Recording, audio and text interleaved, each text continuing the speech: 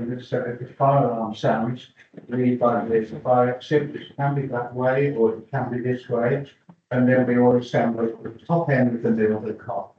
This end here. Welcome to this meeting of the council. I'm Councillor James, Chairman of the Council, and will be chairing this evening's meeting. I would like to remind everyone present to use their microphones when speaking. Don't speak too closely to it, otherwise you will get feedback. And we need to maintain good sound quality for the recording of the broadcast. Only 2 microphones, in addition to mine, can be on at the same time, so we have to remember that, please. Please make sure electronic devices, iPads, phones, etc., are switched off or muted.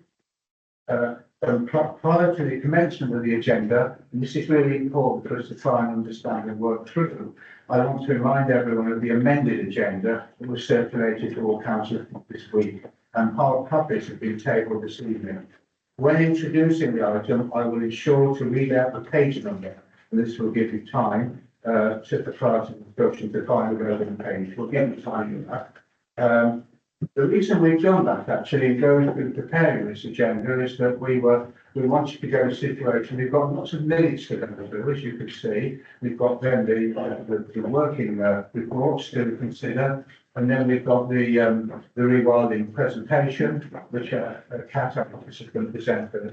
And we decided that we'd better order really to do it. So we have the presentation at the end of the rewilding project, and lots of time if you want to questions on that. Councillors, please should stand when speaking and speak one at a time to my management. If you're referring to a document in the report, please help us by providing the page number. I think it's going to be all about page numbers tonight, so we know where we are and we don't get out. Right, the first item on for this meeting is the apologies for absence. We do have some apologies here, and we have Councillor Fineman, Councillor Foreman, Councillor Sarfas, and finally Councillor Michael Whitmer. And I really would like to just all agree with me here and wish Councillor Whitmer all the very best. I believe he's had an operation soon or has had an operation. And we would all like to wish him a speedy recovery. And I'd like that to be recorded, please, in a minute. Chair. Councillor Wellman. Sorry, just like Councillor Nunn to the apology list. Oh, thank you, Councillor. Any more apologies? Right, to add Councillor Logan to the apology as well. Thank you, Councillor Scott, Councillor Moder, and then we've got everyone here. Yeah. Thank you very much for that. Also, it's relevant really to remind members to make sure they sign the attendance sheet before the meeting starts. We're all supposed to do that. If anyone arrives after the meeting starts, which I think is a bit unlikely now, you will need to note the actual time of attendance so it can be properly recorded. You cannot vote on any business for which consideration started before your arrival. Just a reminder there. If you're leaving before the meeting ends, you also need to record your time of departure. Item 2, moving to item 2, is the declaration of the member of interest. Do any members have any interest to declare on any of the items on the business agenda?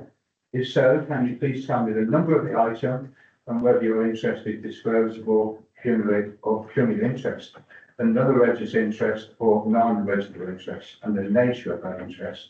If you could do that, and also as a reminder, then make sure councillors bring their register of interest up to date. I've just done that, so that's please, at the end of that outstanding, please let us know. So are there any declarations, colleagues? No? Thank you very much. Right, okay. So prior to consideration of the next items, another announcement really, it's to do with the order. I would like to clarify that the council will be asked to consider 3 sets of minutes. We're going well back in time on this. The minutes of the ordinary council on the 24th of February of this year, the extraordinary council on the 3rd of March, and the extraordinary council on the 8th of September.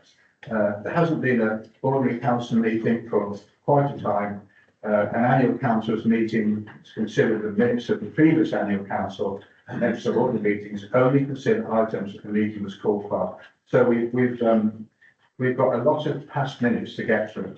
we put them in the order to do. So item 3 on the agenda is the minutes of the council meeting held on the 24th of February, 2025, and they start on page 5 of your agenda pack. So you want to have a look at those? Okay, have a look at that, and I'm going to ask you if the minutes of that meeting are considered as an accurate record. Please remember that we are considering the accuracy of the meeting, and hopefully not revisiting some of the content. Councillor King. Yeah, thank you, Chairman. So thanks for that. I'm not going to go through the minutes, you'd be pleased to know. But I do think that the administration needs to think very carefully and reflect on this. This isn't the first meeting where we've had minutes at a recent meeting I attended. It was a year and a half from when minutes of the meeting had been held. So here we have minutes from council that are 8 months, virtually 8 months from when we've considered them. Now, there have been plenty of opportunities to put in ordinary council meetings to ensure that the regular consideration of minutes of this council were reviewed at an appropriate juncture, rather than leaving it 8 months. I do think that's it's not appropriate, Chair, and I do call on you to have conversations with those you need to address that going forward. Thank you. Thank you for those comments, Councillor King. Bearing in mind, we've had 2 extraordinary meetings, but we will take note of that and, yeah, see what we do, and I can come back to you if necessary when we've had discussing the officers. We have, Councillor Gray, sorry. Yes, thank you, Chair. I'm obviously able to stand here and make a completely independent, non-party political point. I've been coming to this room 18 years, and I've never, to my recollection, been asked to vote on such old minutes of full council. So this isn't a party point, but I just want to add my serious concern. And Chairman, this is your meeting. It's not necessarily the administration. It's, I hear that the chairman owns the full council chamber and some of the processes, and as the chief exec told me recently, you're responsible for some of these. So please, could I ask that we're not in this situation again? Thank you very much. Thank you, Councillor Grace. We'll take that on board. Anyone else wishing to speak? Councillor Knoll, please. Councillor Leader. Thank you, Chairman. I think it's worthwhile saying this. It's correct, and Councillor Graves is absolutely correct. You are the custodian of the council chamber. I think that's the polite way of putting it. But I did see a significant reduction in council meetings under the previous administration. And also we did vote through the schedule of council meetings at annual council. There was ample opportunity at that meeting for anyone who wanted to look to amend the number of meetings to do so. And as you say, you have called more than one special meeting. So I think it's a point that needs to be made that it's not it's not something that just should be left to. So I think it was worthwhile making that point, Chairman. Thank you, Councillor Knowles. I take all the points on board, and I will talk with Democratic Services over those points and see how we go forward. Thank you. Now, any more comments, please, on this report, 24th of February? Need a formally moving, Chairman. I formally moved the minutes of the meeting the 24th of February. Thank you. Do we have a seconder? Yeah, we need a seconder, please, for the agenda. Yeah. We have a seconder. Councillor Goldsman, second. Yes.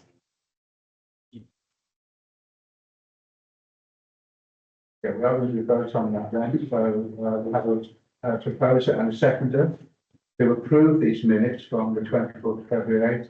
Can I have a show of hands for all those in favour?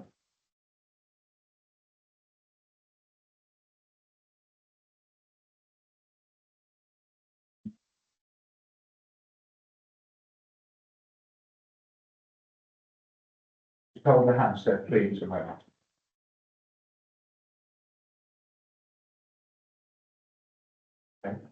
Okay. 14 minutes. Okay, and those against? Right, just to make clear, I wasn't present at the meeting, so I'm not voting at all. Okay, thank you. Thank you. Thank you. Just in case you can be. Yeah, yeah, fine, appreciate that, thank you. Yes, sir. Yeah, so it's just. Okay, so that's. Yeah. Okay, thanks for your time. Just go to board now, abstentions called, yeah, I don't know if anyone else has.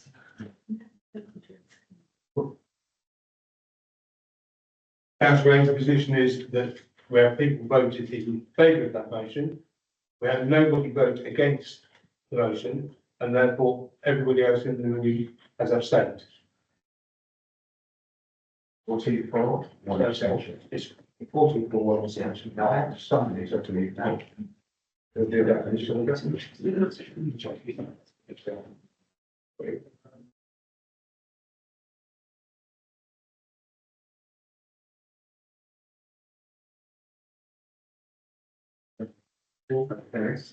Right, I'm now moving to, item 4 on the agenda, and these are the minutes of the extraordinary meeting held on the 3rd of March. And they start on page 29 on your agenda. If you want a minute or two to look at that, that's fine. And what we're seeking to do is to approve these as an accurate record. So, Councillor Knoll, I'll move those, Chairman. you have a second? No, just need to speak. Okay, okay, do you want to speak? Yeah, okay, speak, Councillor King, yeah. Yeah, so thank you, Chair. So just to reiterate the point I made earlier, and I heard the leader's comment, but we've had 2.5 years to sort that out. And, you know, you say that we could have voted an extra meeting in the annual council in that, we'll put it on, but we've got the numbers, so you would have voted that down. So all I'm making the point is, and also I just think, given this is the local plan submission, going down grade 19, probably need to declare that a member of the county council and a lot of what is discussed there. So I just need to make that seen. Thank you, Councillor King. So we have a proposer for these minutes. Do we have a second of these? Councillor Elliott. Yeah, I think it was handled first. Yeah. Okay, we have a proposer and a seconder. Can I have a show of hands? All of those in favour, please.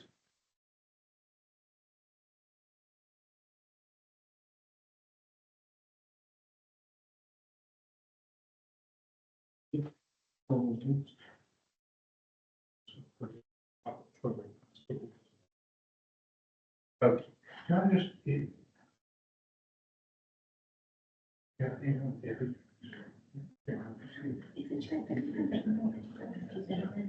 We have 15. 15. Right, okay, so, thank you, I think we've got that recorded correctly, yeah. Those against, please. Any abstentions? Have something. Oh, that's fine, yeah.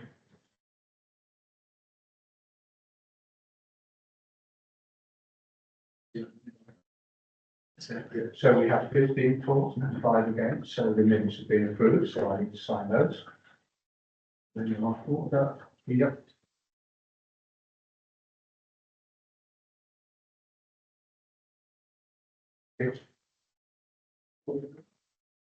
Okay, we now need to item on the agenda.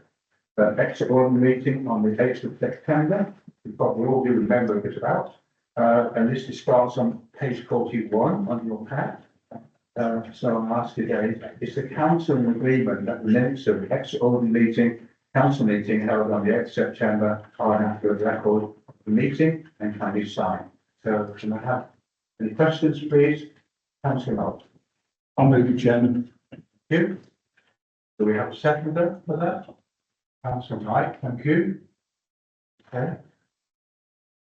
Okay, we'll look to vote on that. All those in favour of those minutes, hands up, please.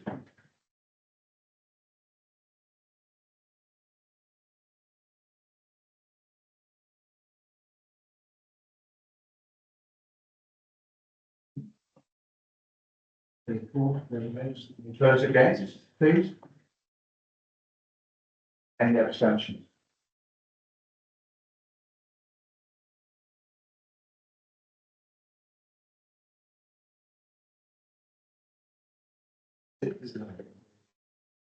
Okay, we have 16 for, 6 abstention.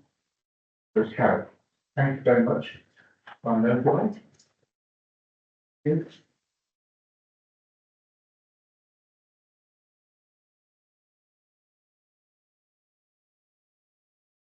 Okay, we move on.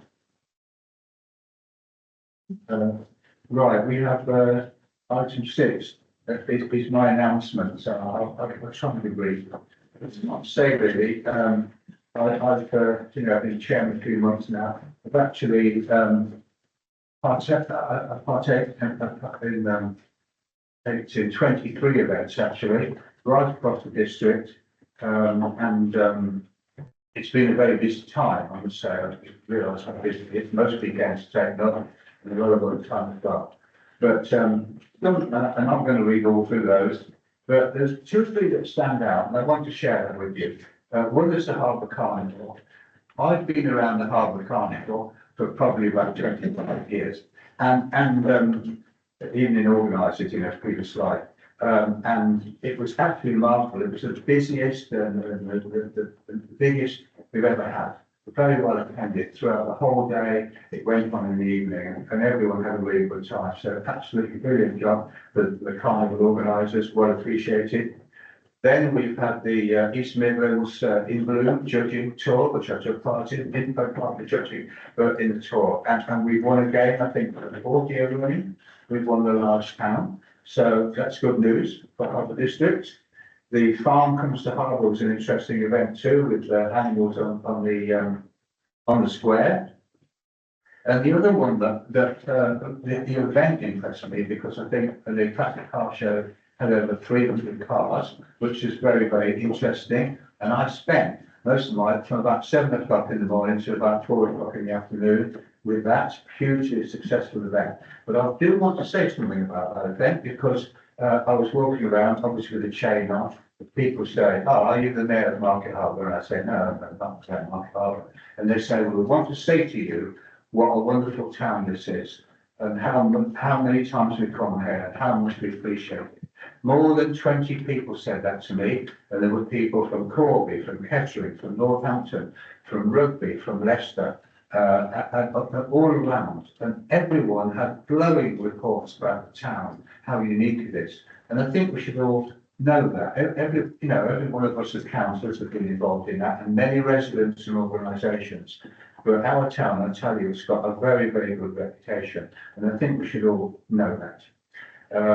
So that's as far as I'm concerned. I appreciate the Vice Chair, Councillor Buddy Anderson, on my left, who's attended the BJ Day, sorry, and 1 or 2 other events too, and he's got some more coming up, so I'm getting good support from Buddy.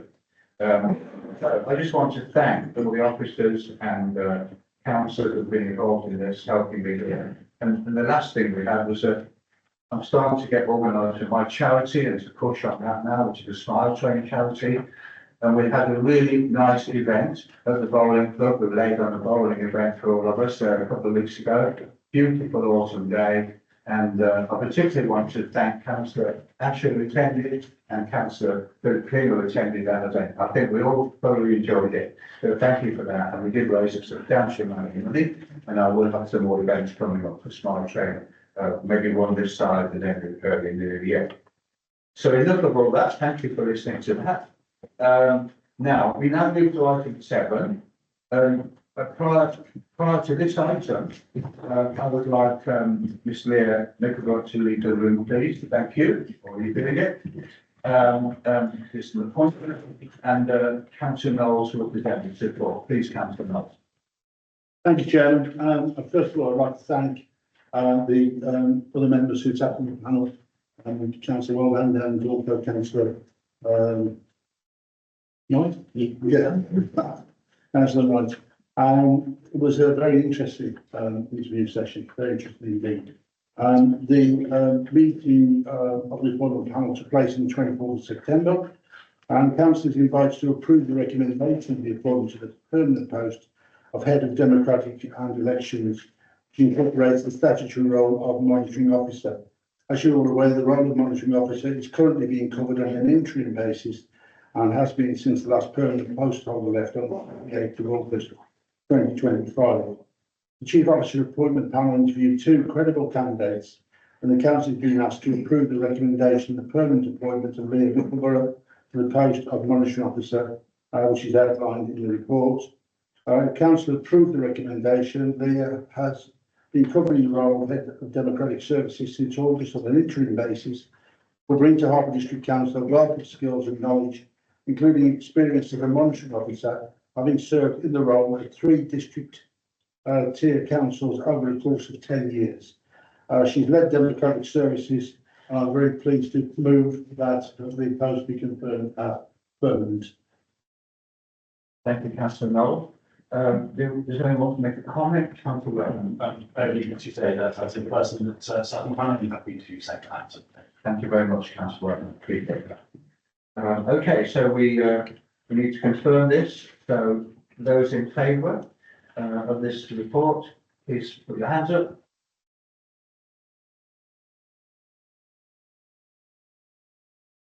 Unanimous. Thank you very much. We can now ask Leah to come back into this for these errors. Thank you very much.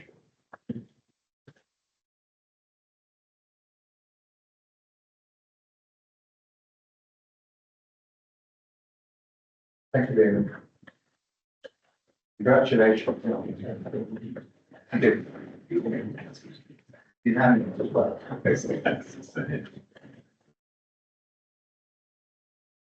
Okay, we'll settle. Thank you very much. Right, now we'll move to item 8 on the agenda, which is the terms of reference for the community governance review. This is a really interesting report and very, very happy for the situation at the moment. And I think Councillor Beadle is going to present this report for us. Thank you, Councillor Beadle. Thank you very much, Chair, and congratulations there.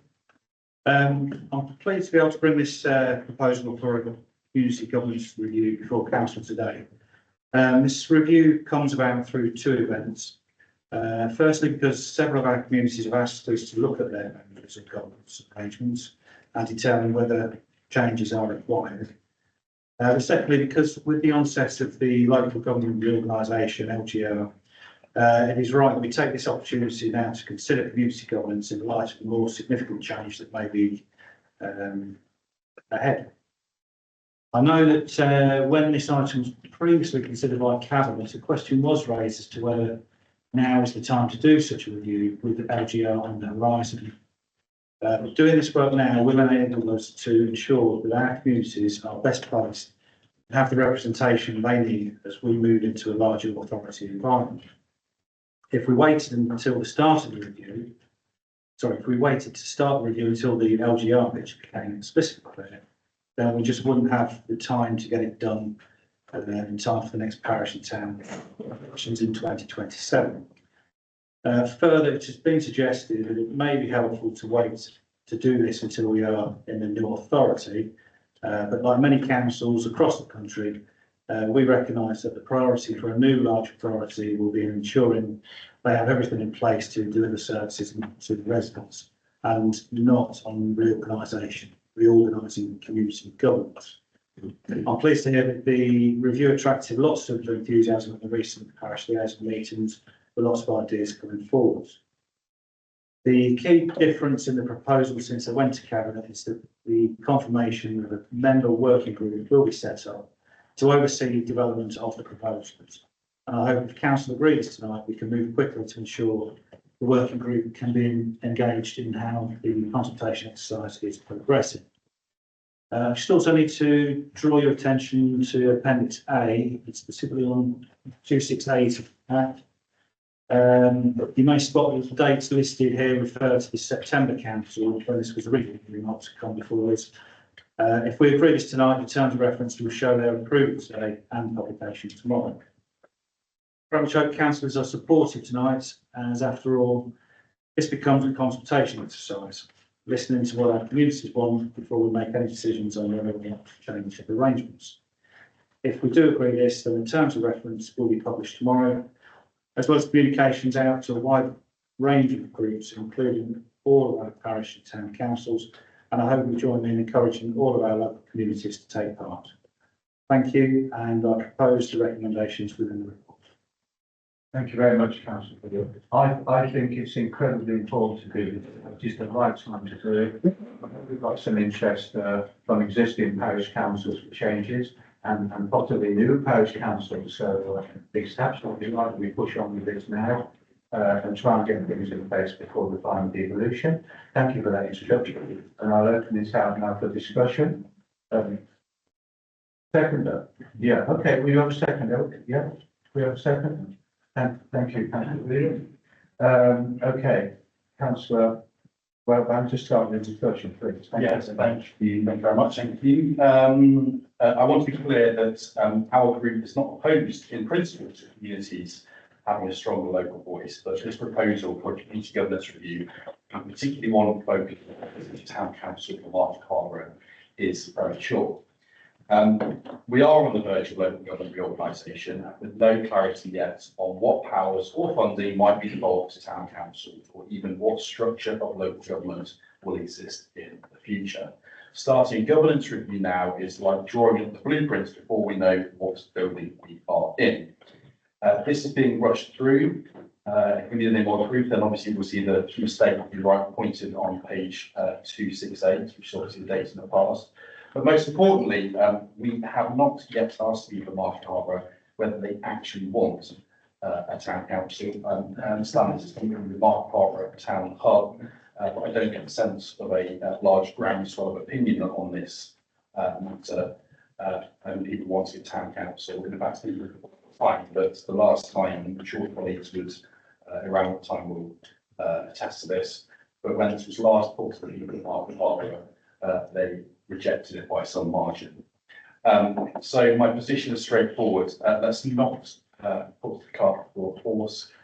If individual parishes want to put forward plans to change their governance arrangements, it's fine if you do that, and they have those who are likely to cause any conflict with LGR. But now is not the right time to do this. So I would be waiting. Thank you. Thank you for your comments, Councillor Brown. Take those on board. Do we have any other comments? I think Councillor Graves Councillor Graves. Thank you, Chair.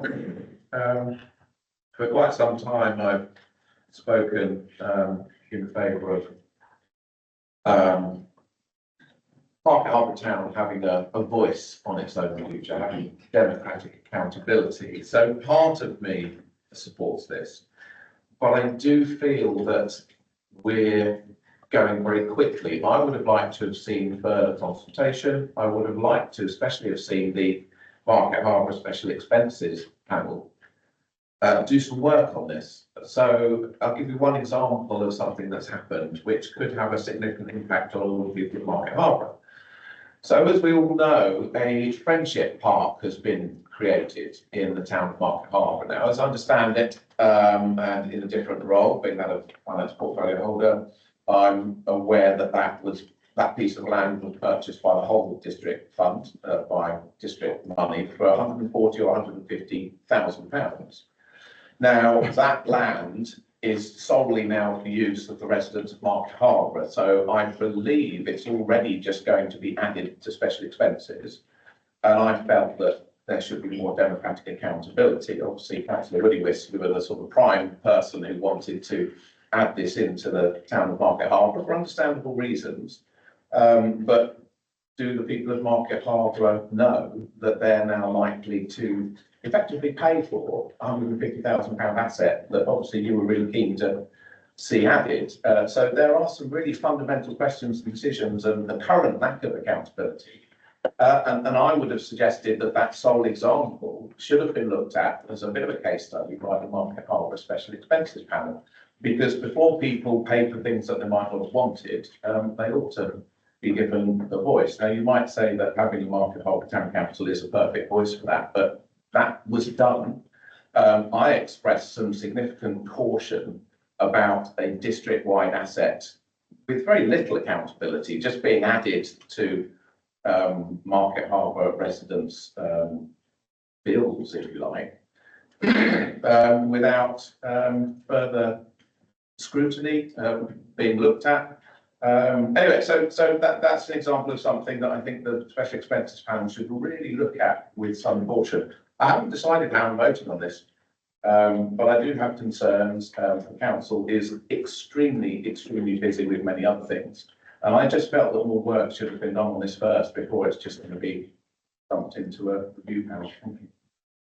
Okay, thank you, councillor Graves. I mean, we talk about the Friendship Park, but I mean, there are other plans for Wellington Park, for example, which would fall into the same category. Okay, thank you. Now I've got councillor King actually on the list. I've got everyone here, but I've got councillor King. Please. Yeah, sure. So, as my group leader said, not opposed to community governance reviews, a necessary thing that needs to take place every now and again. I recall when we brought forward a request from one of the parishes in our ward 2 years ago, the lead administration refused to take that forward because we said we were far too busy doing other things.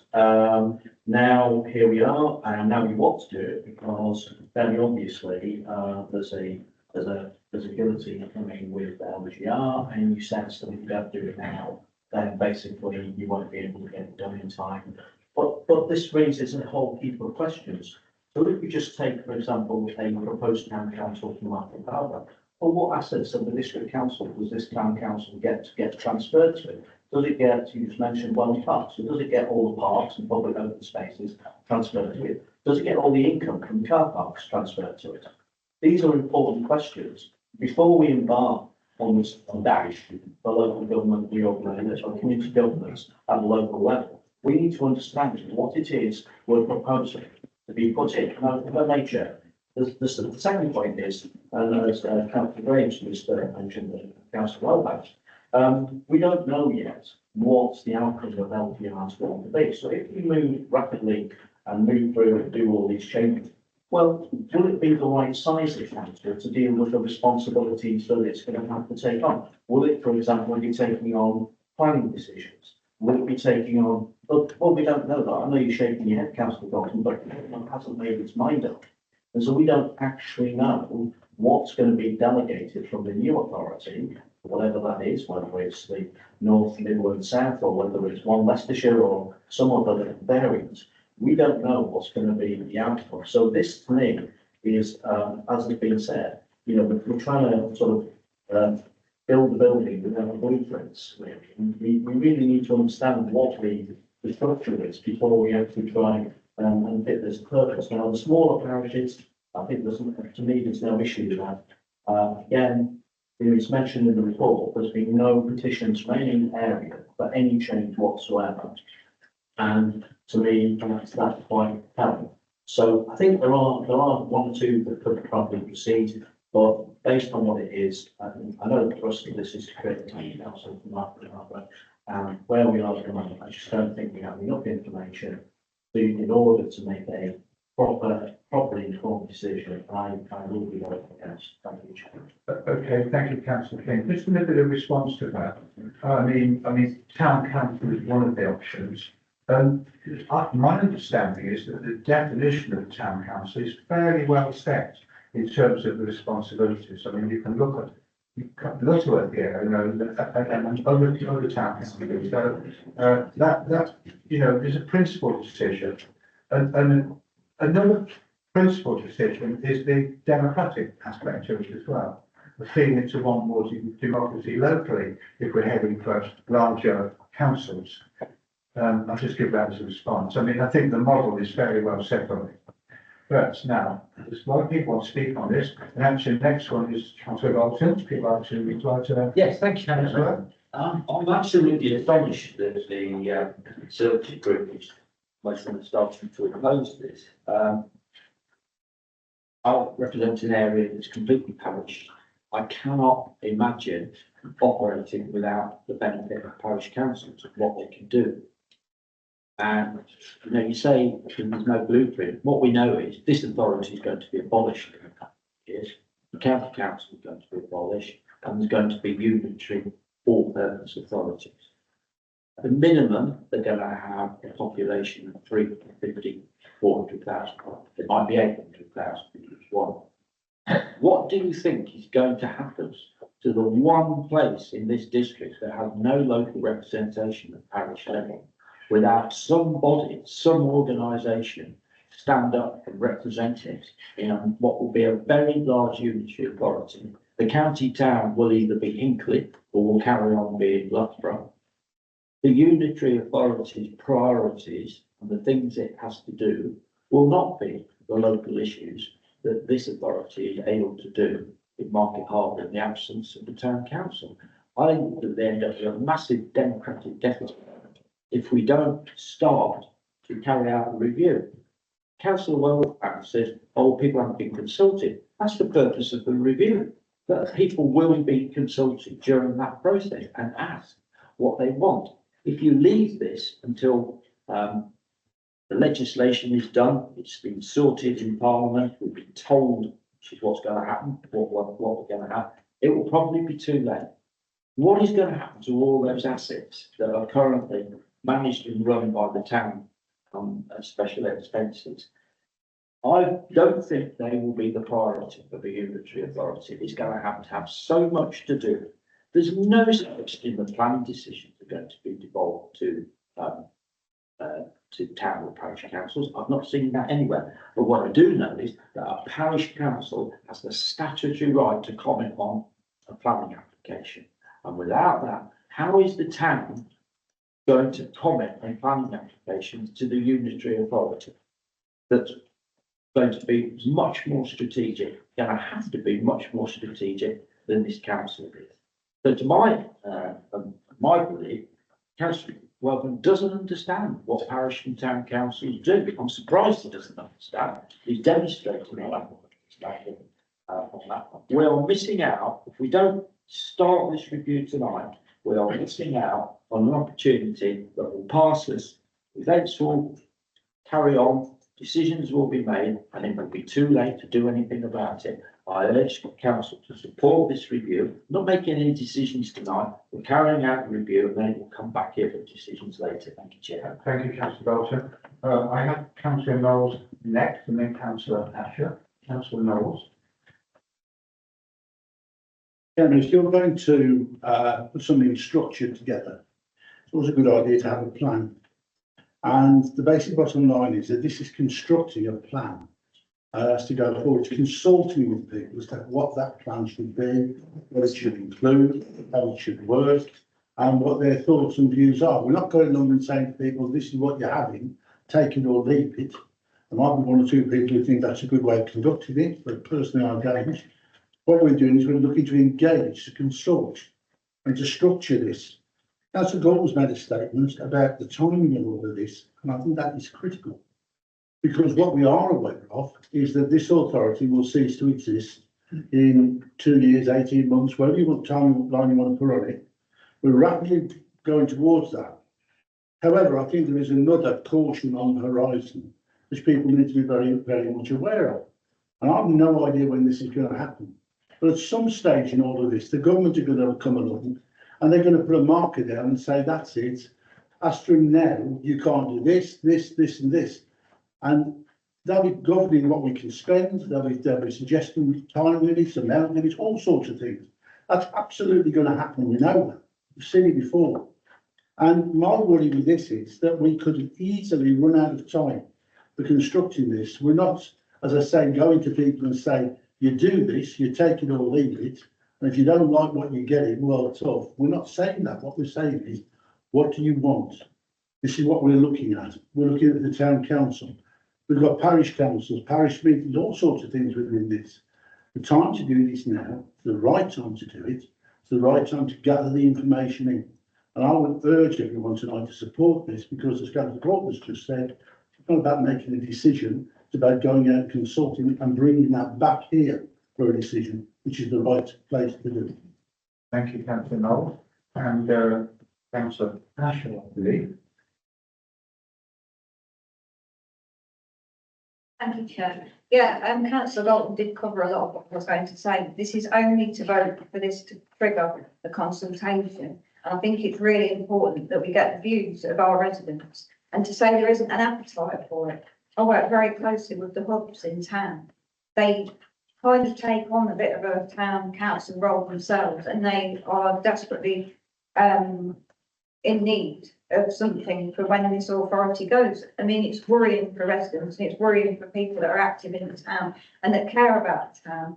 And I think, you know, this is the right time to do it. We will listen to the residents and we will come back and we will talk about what the plan is going forward. So to say, you know, this isn't the right time, when is the right time? What do we do? Sit back and wait until it's too late? I'm sorry, but this one is really important. It is time sensitive. It hasn't just been done on a whim. We've taken advice from other areas where they've had town councils.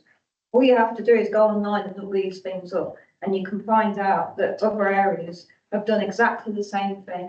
They've gone ahead and they've created new town councils because that's what we need when we go to a unitary authority. Thank you. Thank you, councillor Ashford. Do we have any more comments?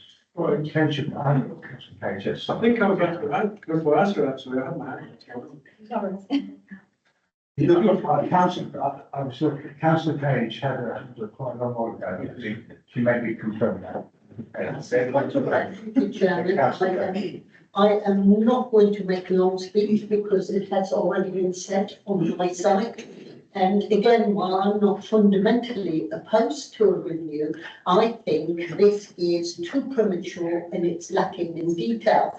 And there are things in this report which, you know, minor things which I don't totally agree with. But the thing I would like to know, it is when we went into the same sort of mode many years ago, we were told by NALC, and the NALC officer came to this council, that Harbour District Council would have to carry out a public consultation if they were going to go into a proposing a town council or area. So I would like that checked out, because if there has to be a public consultation and a certain amount of residents of the town to agree, as I was told at the time, then that is not only going to be a lengthy process, but also a costly process. So I think I would like that addressed before I even make up my mind. And with that, I leave it. Thank you very much, councillor Page, and I can confirm I recall all that as well many years ago. Yes. And we come back to the rest of it. Thank you, Chair. Page 262, 3.2 and 3.3. The review must be completed within 12 months. I think councillor Page is correct. You need more detail about if you're consulting, what percentage of people are you going to consult, and what percentage of that percentage do you need to have a decision based on? Is it 50%, 70%, is it 80%? But it does state in here that this you must be completed within 12 months. So it's going to be probably at least that kind of period of time. And the submission from this council goes to the government at the end of November. I do not believe the government are going to sit on that for months. They're going to make a decision quickly and they'll get back to each submission with their decision.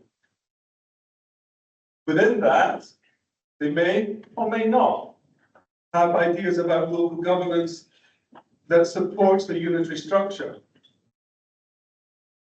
And they may be creating local committees. I don't know what phrase they're going to use for the design. But I think you're going to find yourselves doing a consultation where LGR catches up with it too quickly. And I keep hearing as a new councillor how important and all the elements of time going into the LGR proposal and everything that's involved in that. Why add something else to the workload? It seems daft. LGR is much more important for the whole district and county. So I'm These aren't quite decided. I think your comment, the comments I've made, I think are pretty close to it. Thank you very much. Thank you very much, Councillor Brown. Do we have any more comments? Chairman? Councillor Page back. Yeah, Sorry. no, just a point of information, I just Googled it with now, and it said, to set up a town council, you must first gain community support and submit a valid petition with at least 10% of local elected signatures to the local principal authority, such as the district or county.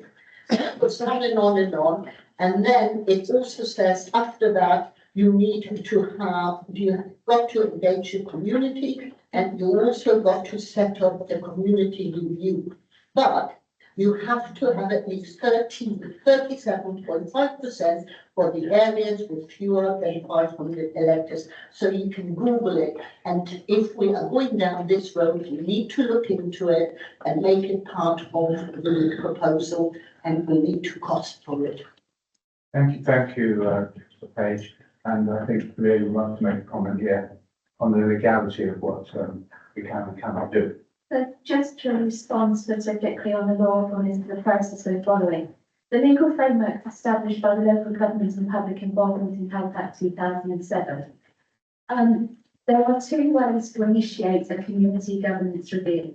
The firstly, it's through a petition, which is the process you've just explained, where a specific number of residents, depending on the size of the area involved, come forward with a petition requesting a community governance review. The other method, which is the method we're following right now, is that the district council initiates a review of its own accord. So it's that latter methodology that we're following rather than the petition route on this occasion. If council agree this tonight, we then launch the community governance review, which begins with a 3-month consultation period to seek residents' views on what they would like in their community. Thank you very much. Any more comments? Councillor Bannister, please. Thank you, Chairman. I just want to say, I think Councillor Brendan has made an extremely good point about the timing of this review. And it makes me wonder why, having regard to how quickly the government's going to come back after the submissions in November, the process of the community governance review was started much earlier than where we are today. And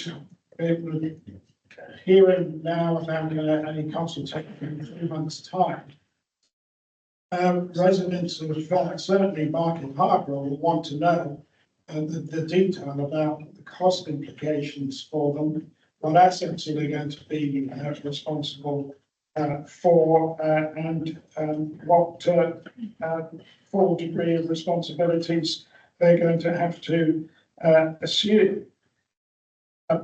This council was established in 1974, and in the 51 years of this council, I don't believe that there has ever been great agitation, petitions, submissions from the residents of Market Harbour to establish a town council.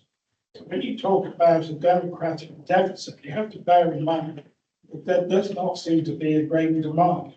And in fact, there was a referendum on this issue about 15 years ago, and the residents resoundingly rejected the principle of a town council. The community governance review won't necessarily prejudice the parishes that may want to change. We, as a council, recently agreed the parish of Moseley to be parish. And those things can be done beyond a community governance review. But I really do think that in terms of the shortness of time available and the detail that's necessary to properly inform the residents of Market Harbour what they're getting into, it just isn't there, just doesn't stack up. And I think we really ought to wait to see what the structure of local government reorganisation will be, if at all, before we make this decision. And we only make that decision when we know that the residents of Market Harbour want us to go down that road. Thank you, Chairman. Thank you, Councillor. Chairman, point of order. I think it's important, Chairman, two things, keep referring to not knowing how much the money is that's involved, it's in the report. It's Chairman, that's not the point of order. Well, all right, councillor Graves, I'm well versed, Not thank a you. point of order. £68,000. I think it would also be a valid point, we should ask the chief executive to give us the details of the Chairman, time. that is not the point of order. Please take the rules immediately. Thank you. It's not regarding council's procedures. I'll come to you, councillor I Graves. think it's important, Chairman, that we ask the chief executive to give us the timelines of the local government reorganisation. This is Point of important. order. Leader. So the point of order is that we haven't got the full information in front of us. And the chief executive can give us the detail, or give us the timelines, and I will. Shame. Thank you, councillor. Can we just define that point of order? Which point of order you're referring to? I've made the point now, Chairman, I think it goes to the chief executive. Chairman, may I make a point of order, please? And it's to quote the Constitution, a point of order may be made at any time, must be heard immediately, and then your ruling comes. The point of order is regarding council procedure and rules. Thank you. Thank you. I would appreciate anyone making a point of order to tell me which point it is in the constitution. That would be helpful.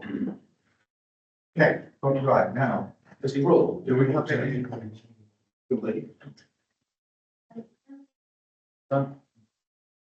Right, okay. I'll give councillor Beadle the right to reply. Yeah? No more questions. Yeah, can I just ask a point? Councillor King. Can I just ask for a point of clarification? Yes, councillor King. Okay, so in the report, appendix D, I think, or whichever way, it talks about it being a politically balanced committee of 7 councillors. Is that under the political balance that was agreed at the last meeting of the council? Is that subject to change depending on what happens at the forthcoming by-election, or are there any reorganisation of the coalition group into different factions depending on who's in or who's out at a particular month? Is it subject to all that? Well, change? thank you. Yes, we are where we are. Okay, that's great. Thank you. Yeah. What happens in by-elections, we don't know. Yeah, thank you. All right, thank you for that. Right, do we have any more comments? Yeah. Okay, chief executive will help us with their information on time. So the question was raised and the chairs asked me to comment on the timing for local government reorganisation. What we've been told so far is that the submissions will go in by the due date in November, as you're all versed in, and that the government at this point in time have indicated that they will make decisions prior to summer recess. That's the position that we're in at the moment, that we're waiting for that time. We have no further guaranteed timelines or dedicated timelines other than that. Thank you, Chief Secretary. Right, I'd like, if we know more at the moment, I would like to give Councillor Beadle the right to reply to a number of these questions that we have tabled tonight. Thank you. Yeah, I think some have been addressed by other people. Councillor Wellman, I'd like you to reconsider your view of you saying not opposed to it, but maybe more in favour. We think it's not necessarily a cart before the horse. If you agree more of getting that house in order before this LGR comes in place, it does put themselves in the best position for what may come ahead. Councillor Graves correctly suggested that the Harbour Special Expenses Advisory Plan be involved. They considered this on the 21st of July, and there's been several other requests coming from Fletney, Harbour Town Hall, Bigworth, Moseley, Beddingworth, Fort Langton, Swat and communities are asking for. And I think Councillor King was concerned about assets. This is addressed in the report, page 270, on the completion of the review, how it deals with consequential assets. Thank you very much. Okay, well, we've had a good debate on this. So we have a proposer and a seconder. So I think we can go to the vote on this. Okay. So all those in favour of this report with the recommendations for, please raise your hand now.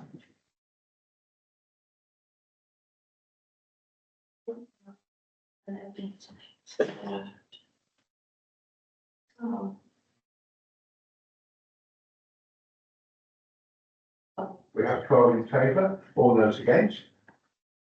1, 2, 3, 4, 5, 6, 7, 8, 9, 10, 11, 12, 13. Question, okay, so the vote is lost. Thank you. Sorry, can I just make a point, Chairman? I don't know if you voted. Yes, sorry, you want to make a Vote. Oh, not yet. Vote's been taken, but you haven't. You didn't vote. Vote's been. Vote's been taken, sorry. Okay, we'll move on then, yeah. So we have item 9, which is on page 277. The reference, and Councillor Knowles will introduce this report. Thank you, Chairman. It's on page 277.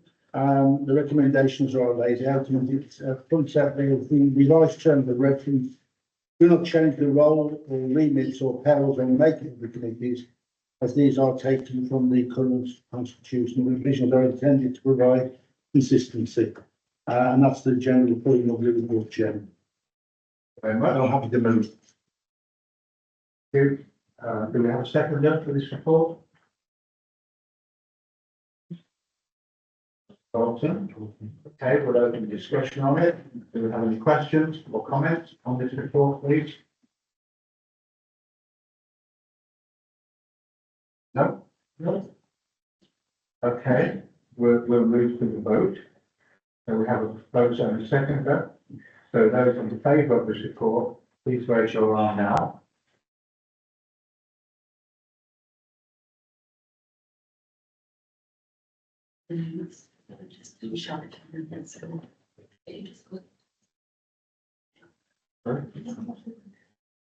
Oh, this is hands down, please. There's some uncertainty here, so I'm going to ask for the vote again. Do you want to go? There was last, I think what was going on. Right, votes, right, okay, yeah. I misunderstand you suddenly. Right, those against. We have got the record with votes in favour, which was? Okay. No one against, okay. Those carries. Right,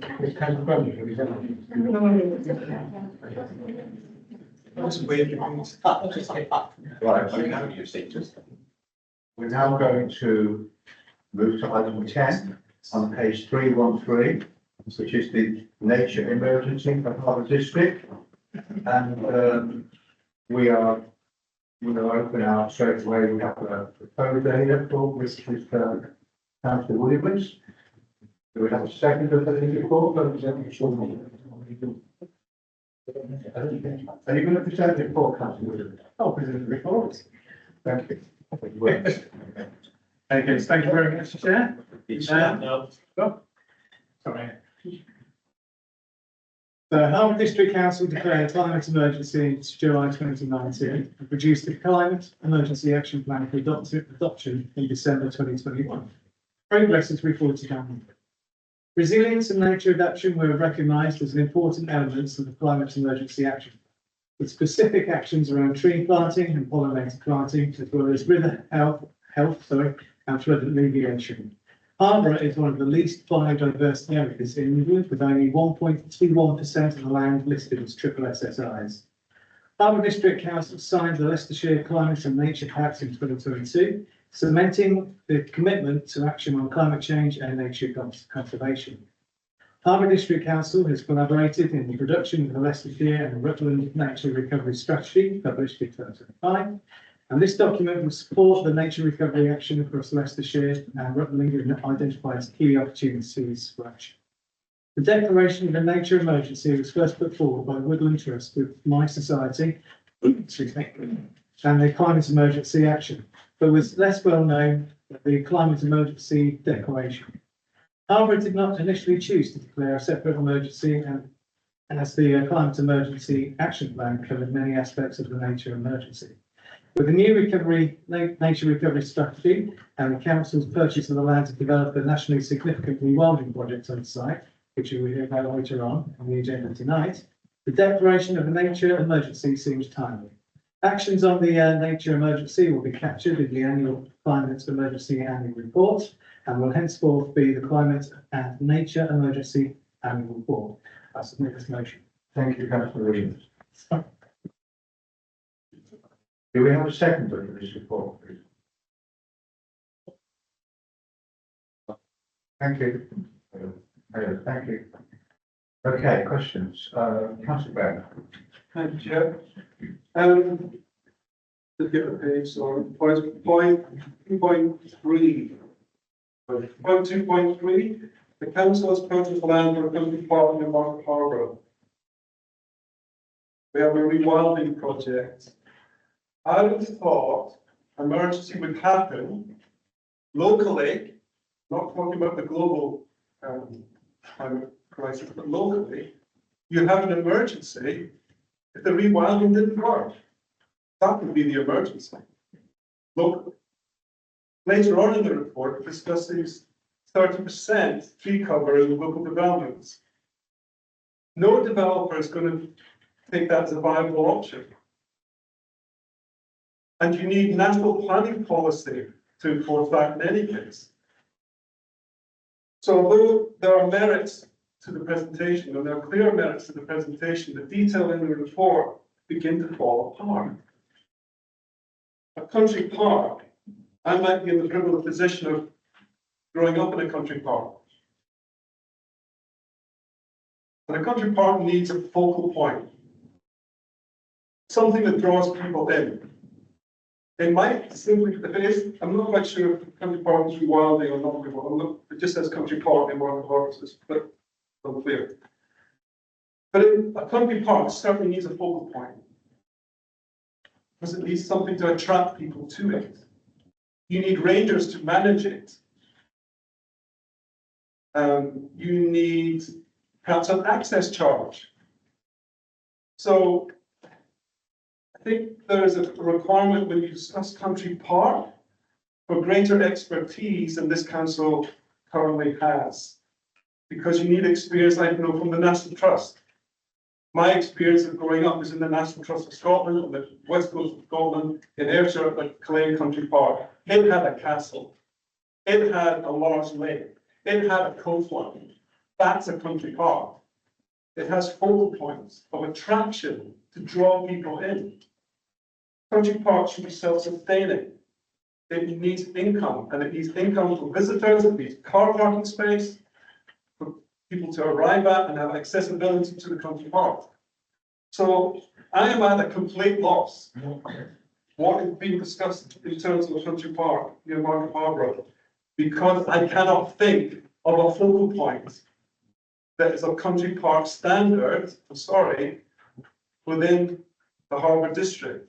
There isn't already an item like Seven Locks that has an attraction. It has a car park. That's all I'll say. Thank you, councillor Brown. I hear what you say. Just a comment on that, if you want to look at a good country park, go and have a walk around a Littlewood Country Park. Absolutely amazing. And after councillor Welber, I think next.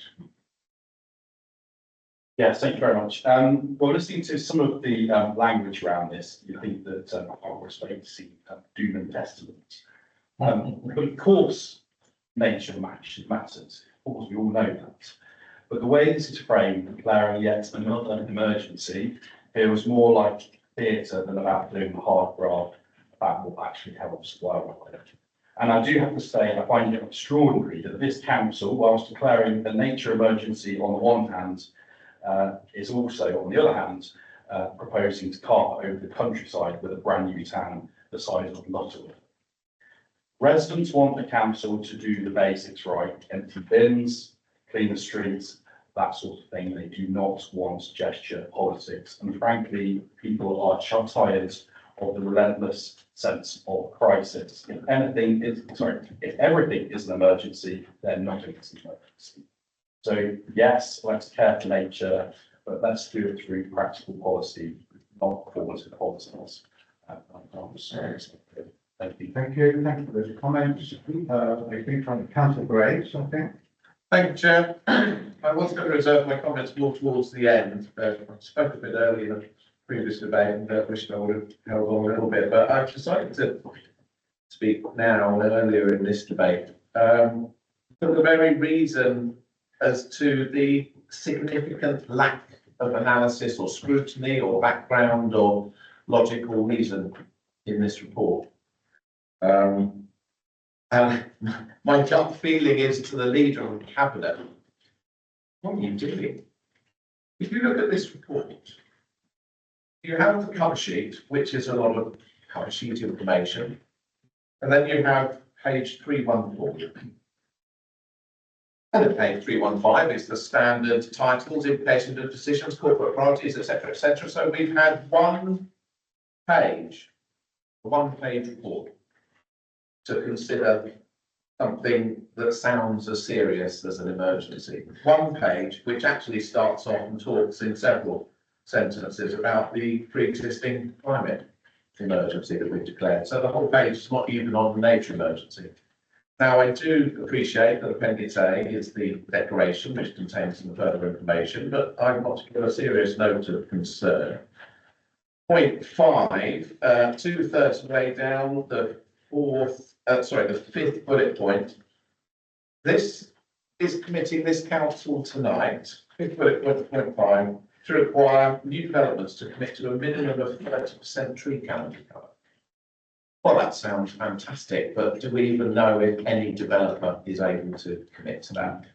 I mean, what is going on? How have Cabinet checked this? How have you scrutinised it? How have individual members of Cabinet gone, hang on a minute, this is less than a page on our emergency. What work have we done? What external analysis are we providing? Which external organisation have we got to support us and send in a letter of support? The remaining pages are a pretty dry action plan, of which there are some very reasonable and good quantity of points, but I'm struggling to find the quality within the points. And that's it. And on that basis, I've been asked to support or otherwise a nature emergency. I've not even got 10% of the information that I would want to review tonight to make that decision. I don't know what you're doing, but you're not convincing me. As I stand up here and look at this small report in front of me, I don't know where this is going. Thank you. Thank you, councillor Graves. Councillor Page. Thank you. All these speeches are so good. It's nothing for me to say, but I will anyway. So on page 314, on the background to point 1, it did say that the climate emergency was declared in 2019 and an action plan was published. That is related to the improvement and the protection of biodiversity and nature. I'm all for that, but then I googled what does emergency actually mean? Good at Googling at the moment. A sudden, dangerous, unexpected event that poses immediate risk to life. So then I look at the action plan. So then I question myself, or question, what does public ground development, support of delivery of council levy pilot, what does introduction of the market or promotion of local food? And I can go on, what's the emergency? How are we protecting biodiversity and nature by doing all of these things, which are set out in the action plan? And when I'm talking to my residents, to be very honest, most residents would love to see protection of the nature or help the nature to protect themselves, but they're up to their teeth thick with paying for that and not getting any returns. So I'm finding it very, very difficult to support this because, in my humble opinion, it's got nothing to do with an emergency or protecting diversity and nature. So before I sit down, I would also like for the portfolio holder to explain page 324, the supportability of Leicestershire County Council levy pilot for and street parking, including identifications of sites, and tell me, as part of the information, what's going on there, because I really would like to know a bit more of it. Anyway, I can't support this report. Thank you. Thank you, councillor Page and councillor King. I think is. Speak on this. Yeah, thank you, Chairman. Just picking up a few things here, councillor Graves, I've mentioned a couple already. Looking through this declaration, I mean, on the surface, you think, well, you know, we all want to live in a nice environment, and that's true. But, you know, we've got a draft local plan, which wants to zone in Newtown, Stretford, bigger than Lutterworth. We've got other parts of the district which are going to be blighted because of the failure to keep a 5-year housing supply, because we lost control of planning, we lost control of where homes will go. So straight away, we're talking one thing with here, and we're doing something else. Something else is happening across the district, which is going to blight many of our communities more than they already are. But looking under point 5 of the Appendix A declaration, let's just go through this. Make nature recovery a top strategic priority in planning policies and guide guidelines for development. Well, I think it actually is for the NPPF. But then it goes, it then says, promoting BNG, biodiversity gain, extending the minimum requirement from 10 to 20%. How on earth is that going to make any site viable? They're struggling to get the 10%, let alone 20%. Now, I'm not here standing up for developers, but if you really want a complete Wild West of development in the Harbour District, this is one way to go for sure. And then this 30% minimum tree canopy cover. For goodness sake, do we actually know a single site, given all the other pressures, all the other things, the flooding, all the other bits and bobs they're going to have to do on these sites, any site that's going to be able to deliver a 30% minimum tree canopy cover? I really, you know, there's no information, there's no detail here, but we're being asked to blindly sign a declaration that makes lots of commitments. We've got no idea whether any of them are actually deliverable. This, Chair, I have to say, I've read the report. This was a proposal from Cabinet. It seems to be at the behest of a third-party organisation, the Woodland Trust. I know it well, they're a very reputable organisation. But to be quite frank, this should have come to a scrutiny committee or task force to go through it with a fine-tooth comb to come up with some recommendations, not to be bouncing from the council, so trying to bounce us through because, you know, we stand up here and say, oh, we don't support it. Well, I've no doubt tomorrow there'll be something, you know, castigating us for not doing so. But that is not the case, Chair. What we're trying to ensure is whatever we're doing is deliverable. It's viable and deliverable. This, I do not feel it is, and therefore that's the reason why I can't support it. Thank you, Chair. Thank you very much. Thank you, councillor Bannister, I think next. Councillor Bannister. Then councillor Gale. Councillor Bannister, please. Thank you, councillor Gale. Thank you, Chairman. I want to thank the author of the report, councillor Willis, for presenting it. I recognise that there are some good intentions that lie behind the report. I have some difficulty, however, when I read through the report and there's reference to nature depletion in Leicestershire, and it refers to particularly the nature depletion in Harbour District Council. I sort of scratch my head at that point, and I did wonder what our neighbours in Oby and Wixton with regard about the nature depletion and not being the worst in Leicestershire. But there you are. A number of the planned actions, where they are realistic, as outlined in Appendix A, could, in my view, properly form part of the climate emergency plan that this council already has. Not persuaded that we need to create a separate plan with its resource implications. But I do want to take this opportunity to talk about the harm that is happening in nature to our environment and what is a real blight in our countryside. And that is the scourge of fly tipping. that happens around the district. And what we do fundamentally need to address is the action to combat that fly tipping. We've all seen the builders' rubble dumped. We've all seen the caravans dumped. We've seen general litter being dumped. And it happens on a monotonously regular basis.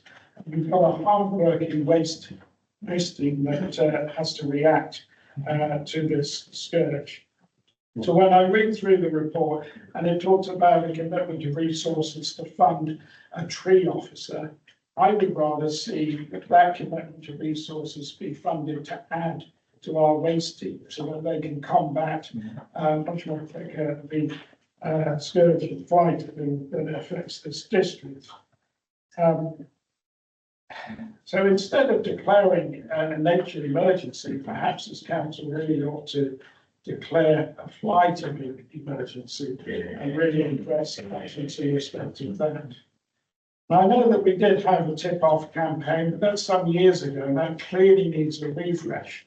So perhaps Councillor Wilson would like to go away and reconsider as part of his portfolio responsibilities how best to resource something that will bring real satisfaction, benefit to the residents of our district and to beat fly tipping. So that's the real issue. And that is the real harm to our nature, our environment and our countryside as we stand here this evening. Thank you, Jim. Thank you, Councillor Bannister. Councillor Gare, please.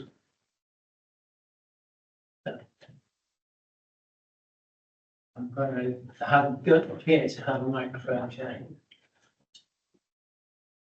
I won't read anything into that. Thank you. I would fully support Councillor Bannister in applying to PwC, and I do have to say. As an ex-teacher, I gave my first lesson on climate change in 1972. And I worked out recently that some of those students will now be approaching 69, 70, which is quite frightening, really. We are in a state of emergency. There is absolutely no doubt about that. We have gradually seen a decline in the climate situation over those past 53 years, and we have now reached a point where sudden dramatic changes will take place rather than the tiny steps we've seen to now, rather like the hole in the ozone layer over the Antarctic, which we still haven't fully dealt with. And it's very, very important that councils like Hartpury District Council take every measure that they can to assist in combating this emergency which is coming up. I still see people sitting outside the shops where I get my paper in the morning, leaving their engines running while they pop in to do some shopping. You know, we've still got a good way to go, but I'm very happy to see these quite bold measures, and I appreciate 30% tree cover is quite a bold measure, but you can see 30% tree cover on the Poppy Estate in Lutterworth, if you include the fringes. I planted 50 of them myself.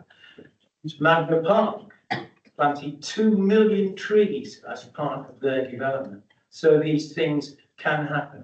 It's very important that people recognise this and do their best. Of course, there will be difficulties. We've got a rapidly increasing population. We've got a need for a massive increase in housing supply. So there will be serious tensions. But we need to approach that in an intelligent way, in a cooperative way, set ambitious targets, and then negotiate. We hear the developers won't come. I've never heard of a developer who wouldn't come. Just need to talk and come to reasonable arrangements. So I will give my full support for this report. Thank you, Chair. Thank you, Councillor Gare. And I think I now have Councillor Knowles, please, to speak on this. Yeah, Chairman, I'd like to know some amendments. The basic bottom line is I support this. I know what we're trying to do and why we're trying to do it. But also there are a number of points that have been raised that are very, very valid points about flight. There's some very serious issues. And if we have the opportunity here before adopting to widen the brief And I think which would be a fairness not to do that, because the one thing we as an administration do is listen. And quite frankly, what I'm going to do is move an amendment that this item be taken to scrutiny and further examination to the potential inclusion of fly tipping and any other issues, and then to be brought back. And I think that is an appropriate way to look to expand this. So I will formally move that amendment, Chair. Thank you, councillor Knowles. Do we have a second? Councillor Woodward. Okay, well, we're all clear on that. We will be voting on the amendment. Can you read the amendment out again, please? Actually do that, please, councillor Knowles, just to repeat it. Well, I haven't actually written it down, to be honest with you, but I think that the bottom line is that this report be referred to scrutiny for the potential investigation and inclusion of fly tipping and the discussion about other items that may wish to be added into consideration prior to being brought back for decision. Yes. Thank you, councillor Knowles. Are we all clear on that? You clear on the amendments? Appreciate this amendment to check whether we fit the amendment and accept. We're just having a legal check on this.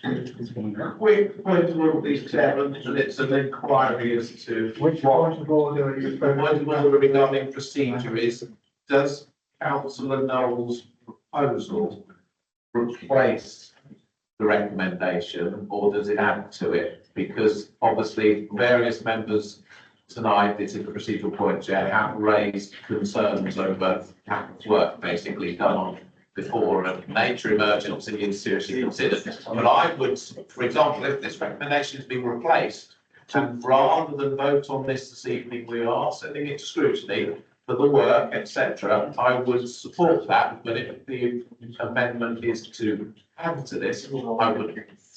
We're just checking on the situation, aspiration.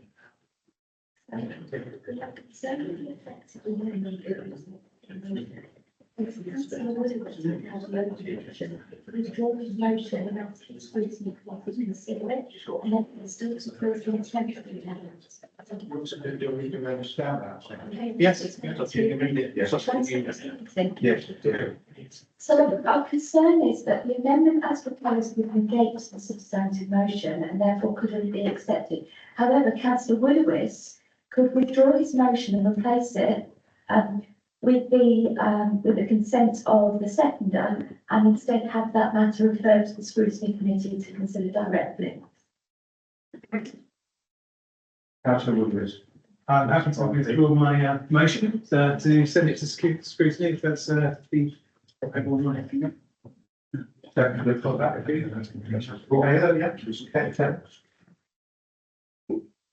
Okay.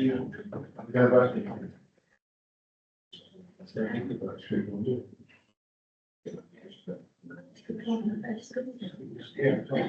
it doesn't need to vote.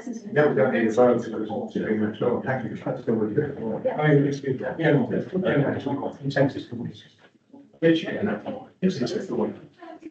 Because that comes withdrawn and referred to scrutiny, we don't need to take a formal vote on it. It then goes to the scrutiny committee to consider. Thank you. Thank you. Thank you, everyone. Okay, so we now move on to item 11, which is the appointment of a chair. We need a new chair for the licensing and regulation committee.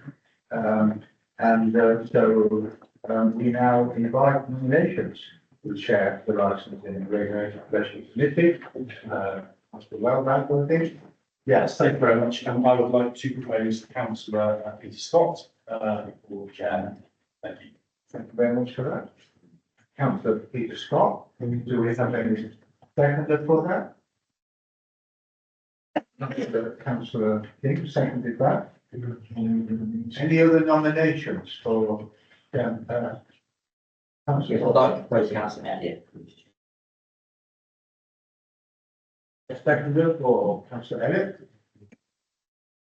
Councillor Knowles is seconding that. Any other nominations for this post? No, no. Okay. Do we want to debate on this, or should we do it straight to vote? Straight to vote, yeah? All agree? Right. Okay, so okay, right, this proposal here and secondly that Councillor Peter Scott leads the licensing committee. All those in favour, please put your hands up now.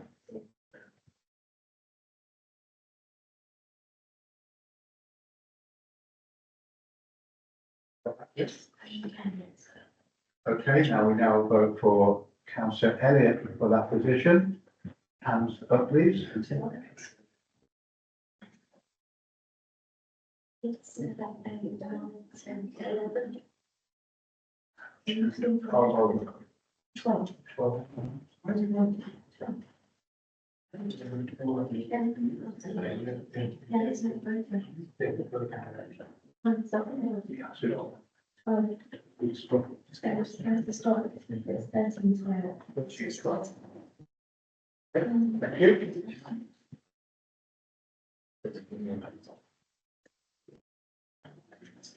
Right, we now move to item 12. And we'll receive a report from the leader. Part 4, section 1, paragraph 41, 15.18, the council's procedure rules entitling members to ask questions of the leader on this report once she's been presented. So we've got the leader's report here, yeah? Okay. So, you want to present me with the report, please? Mr. Chairman, first of all, I would like to start by putting on record my thanks to Councillor Bilby for his service to our community and his Fleckney residents. He has given over a decade of public service as a ward councillor, which is impressive in anyone's books. I'm sure we wish him well for the very best for the future. Of course, still also remember that he has served as the chairman of this authority.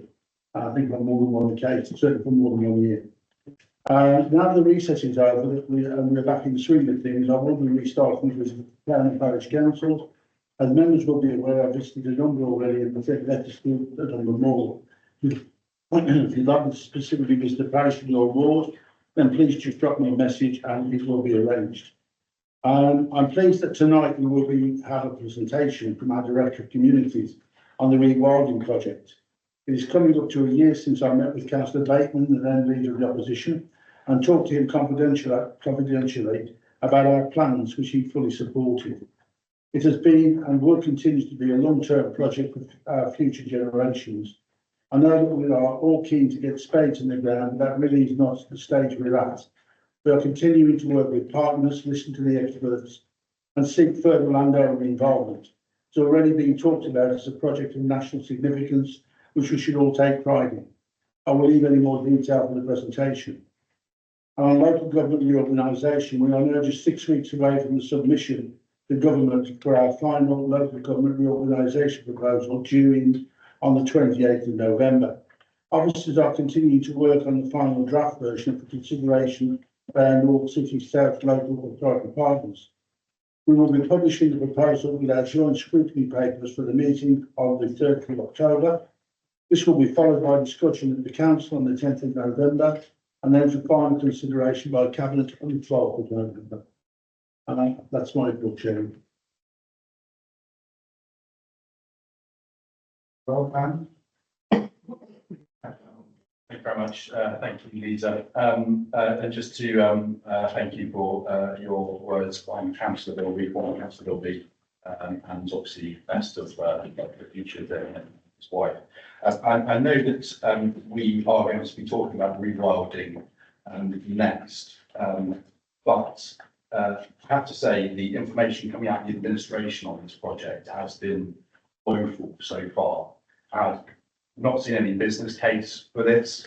We've had various meetings with community volunteers, everyone else, but it seems the councillors are not being kept in the loop about what this is about.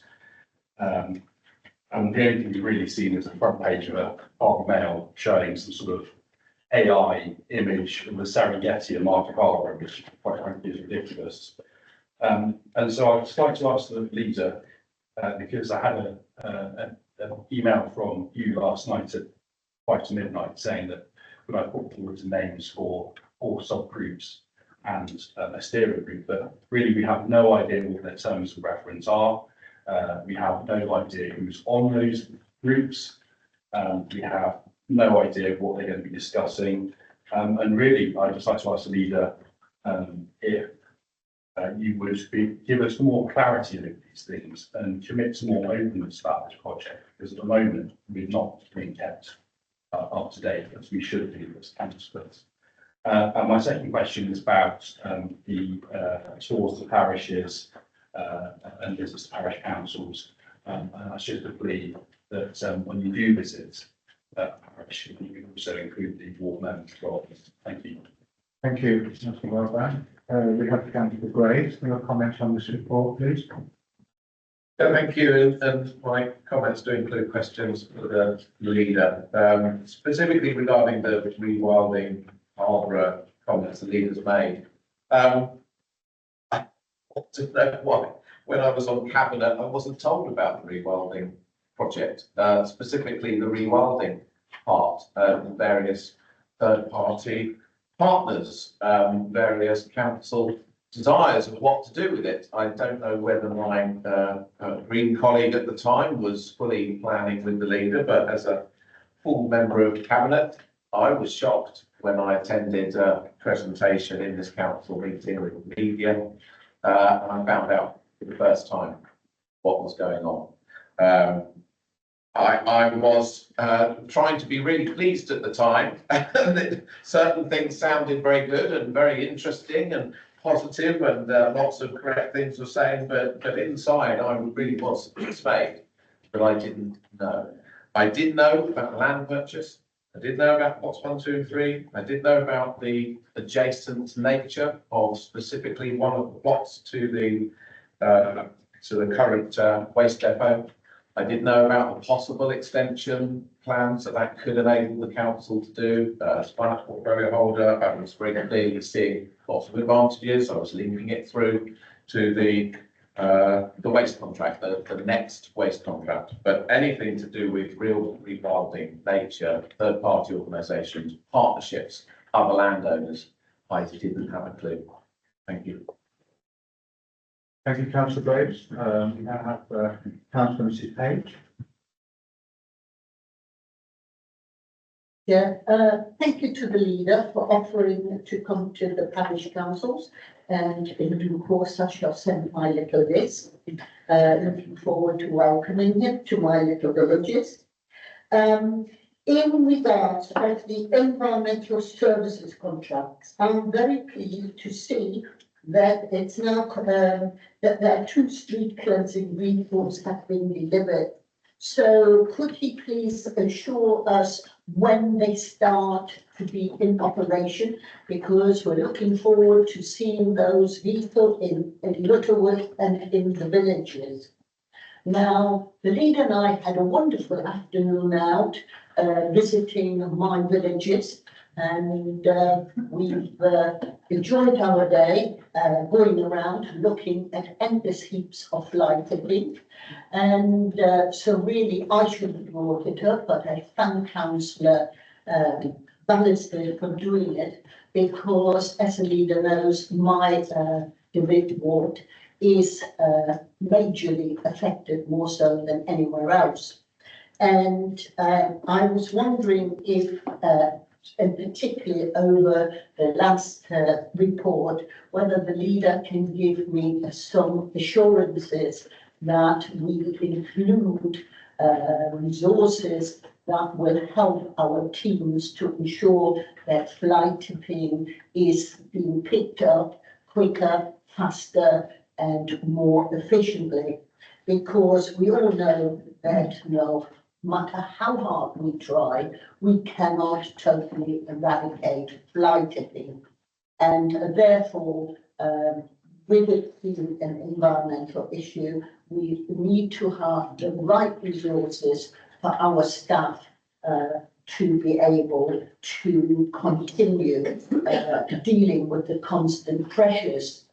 The leader saw it firsthand that it was really difficult for our teams to pick up vast amounts, because there was like a 2-hour round trip to go because the vehicles weren't efficient and carried it. And no sooner the vehicles cleared one street at 6 o'clock at night, it was all back. So we are having a real problem. And I'd just like to get, or take this opportunity to get reassurance on public record. And thank you very much. Thank you, Councillor Page. Councillor Bannister, please. Thank you, Chairman, and thank you, Leader, for your report, particularly your comments with regard to Councillor Bilby. Yes, he was a very effective ward councillor, served residents in Fleckley well. He also served this district very well when he was chairman of the district for the 2 difficult years during COVID. I had the privilege of being the vice chairman at the time. We know how difficult it was with all the online meetings and so on that Councillor Bilby had to conduct in those very difficult times. And I mention that because I want to refer back to the comments that were being made as recorded in the minutes of the 24th of February, when I asked the leader on that occasion, when we were giving tribute to Councillor James Howard, and I asked the question, and I want to repeat that question because I've not had a reply since February. The question I asked then, and I repeat it now, does the leader think it appropriate to have a conversation with the chief executive and his cabinet colleagues to revive the tradition of appointing honorary aldermen with a view to appointing Councillor Hallam, and now I want to add Councillor Bilby, in recognition of their great service to this district over the years? Thank you, Councillor Bannister. And we have Councillor King, please. Yeah, thank you, Chairman. Thank you, Mr. Leader, for his report. So what I want to do is start in reverse order and say, I'd like to, unfortunately, I wasn't able to get to the annual community awards, it was later this year, but I noted that the well, which is not very far from where I live, and which we've supported as ward councillors in Kibworth, many things, was the winner of the Community Group of the Year. So we're very pleased about that. I'm sure they are as well. And Councillor Pollock, I know how to get better connections with them than I do. But that's really pleasing because they do a multitude of work there. Very important work. Councillor Bilby, yeah, I mean, Councillor Bilby was, he got the short straw really during the pandemic, and he was chairman, and so he did it again because he didn't really have a very good year the first year, so it was quite difficult. So he was, it was an experience, I think, for all of us. But he's also done the right thing. He didn't want to be a long distance commuter from where he's moved to, or he could have stayed on as a councillor, I know, but he didn't want to do that. Others could perhaps learn from that. But just picking up the Rewilding Harbour, and yeah, there's a presentation tonight, but it's also very, from Chairman, that's also very concerning. That in here, it says that, we've been working on this for a year. Well, we haven't had a single report that's come to council rules as a totality. There hasn't been a single scrutiny meeting of the actual project, the proposals, what is actually being worked on. And what's concerning me, amongst other things, is first of all, the leader, Councillor Knowles, this is in his ward, and as I understand, he's chairing the steering committee on that. So what I want to understand, and maybe you can reassure me, is what protections and safeguards are being put in place to make sure that there isn't any anything that goes astray, basically, if I can put it like that. Not, I'm sure nothing is, but how do we know the right checks and balances were in place, given it's your ward, and Councillor Anderson, and you're chairing this very important project, and all that, not decrying that, but we just need to be very clear. That's the clarity we've not had. We still haven't got. And I've skipped through the slides, it doesn't seem to be mentioned clear on there either. So I think there are more questions than answers, and I do think we should have had a proper report, Chair, to come to this meeting or to go through the scrutiny committee, so we could have looked in detail at what's actually been proposed before we have a discussion and before we have a presentation. I think the presentation should have been outside of the council meeting, so we could have been able to more questions. That's what I wanted to say. Thanks very much. Thank you very much. Councillor Brennan, please. Yeah, just a quick question. The leader in his previous cabinet meeting on 16th of June relating to the rewilding project.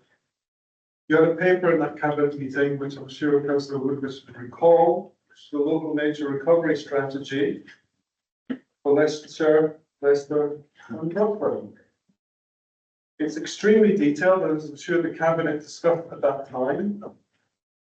And I would have suggested to the leader that in rewilding and in the scrutiny panel meeting that you have, that paper is given to scrutiny because it's really detailed about the recovery of wildlife in Leicester, Leicestershire and Rutland. So I just offer that to the leader. Thank you, Councillor Brennan. Any more questions to the leader? There's a lot there. There's a lot for Councillor Knowles to respond to. Okay. Okay, Councillor Knowles. Thanks, Chairman. Apologies for missing page 2 of the report. I'm so excited that I know Councillor King will be coming up with questions, but I just had to get to the question stage. Rewilding, well, to be honest with you, I mean, calling it the ridiculous Serengeti project, I think that's a little, well, you know, come on, it's a bit unnecessary. I mean, this is being put together by professionals. You know, I'm not the expert on this. We have professionals involved. I think we should pay tribute to what they're doing because they're certainly doing a lot of hard work on this. Don't know what they're doing. Well, should read the reports ago that have been floating around in all sorts of areas. I think the bottom line with it is, for me, this is a project, it's of national significance. It's a project that is for the whole of the area. I've said that to you before. It's not something that's going to be a fast burn. I think it's something that's going to be a very slow burn. There's one or two around this table. There probably won't be around when this gets to fruition in 20 or 30 years' time. But it's something we'll see. Maybe the grandchildren will be going up there and looking at it. But it's our commitment as a generation to future generations for us to invest in them. And I think that we certainly will be looking to make sure that everyone knows what's going on. We've already had the meeting with the volunteers. We've had the meeting with the DEFRA people who came, and obviously I think I've got an email apology to you. You should have been invited to that. It was late notice. There's an oversight. And I think the bottom line is that we are committed to actually delivering this project. I can't really say more on the parish visits other than to say when we visited Kidworth, there were Kidworth Parish Council from both Kidworth, Hartwood and Beecher, and ward members were there. Because we do make a point of telling people, so not as if we're trying to sneak in and sneak out. It was really nice to belong to Kidworth, and we were delighted to have the opportunity of doing that.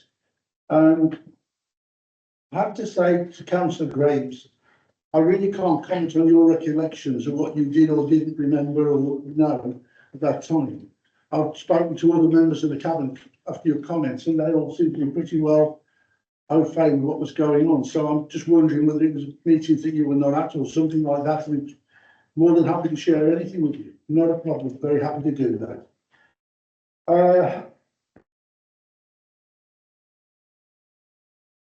Moving on to the comments from Councillor Page. Yeah, I mean, our officers will write to you and give you the dates on these vehicles so you've got them and you formally have them in writing. And we are also looking to have additional resources, and that's the statement of fact on the fly tipping. And again, I will ask the officers to make sure you have that in writing from the council, as well as it being on the record tonight. Councillor Bannister, I can only apologise. You're absolutely right. This was raised about the alderman, and our officers do already have it in hand. It's on their list of things to do, and I think that obviously again we can ask them to formally bring that back to council so everyone knows what's going on as soon as possible. Councillor Building, yeah, COVID, you know, a long time ago now it seems, but it was indeed 2 very difficult years.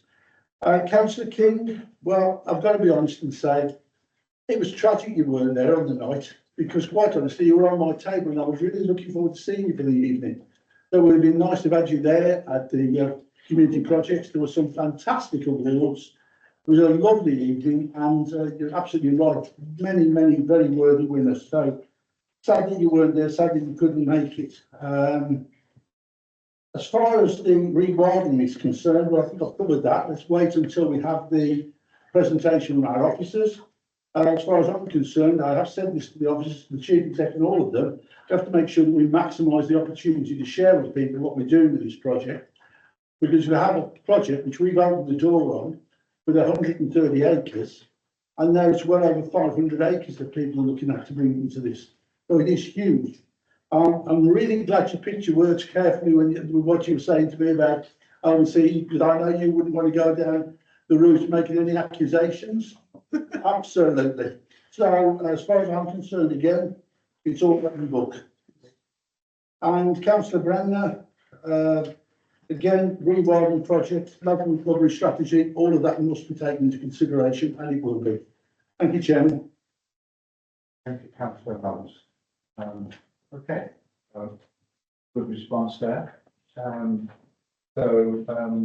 We move on to item 13, and this is so important now, this item 13, because the rewilding project has raised its name many times this evening, so looking forward to this presentation. So, our Director of Communities will give us a presentation, Kat. That'll be really good. We'll all learn a lot more, I think. Maybe have some other questions answered. Thank you, Kat.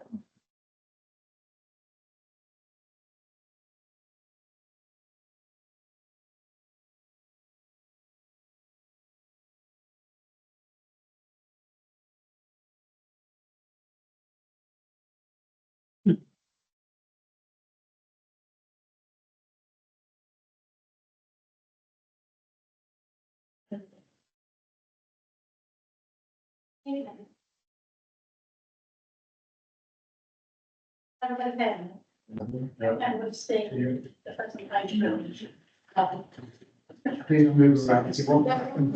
You can move around if. Yeah, these are. There's copies on the desk, it's struggling. I'll try not to use any small writing, but yeah, it's struggling with copies. Good evening, thank you. Yes, we've talked about rewilding, we've had quite a lot this evening. This is a full update, well, hopefully it's full as I can get it on the project within the time allowed, and of course there will be an opportunity for questions. But yeah, so I'm going to move quite quickly through the slides, just in the interest of time, but there will be a full opportunity for questions.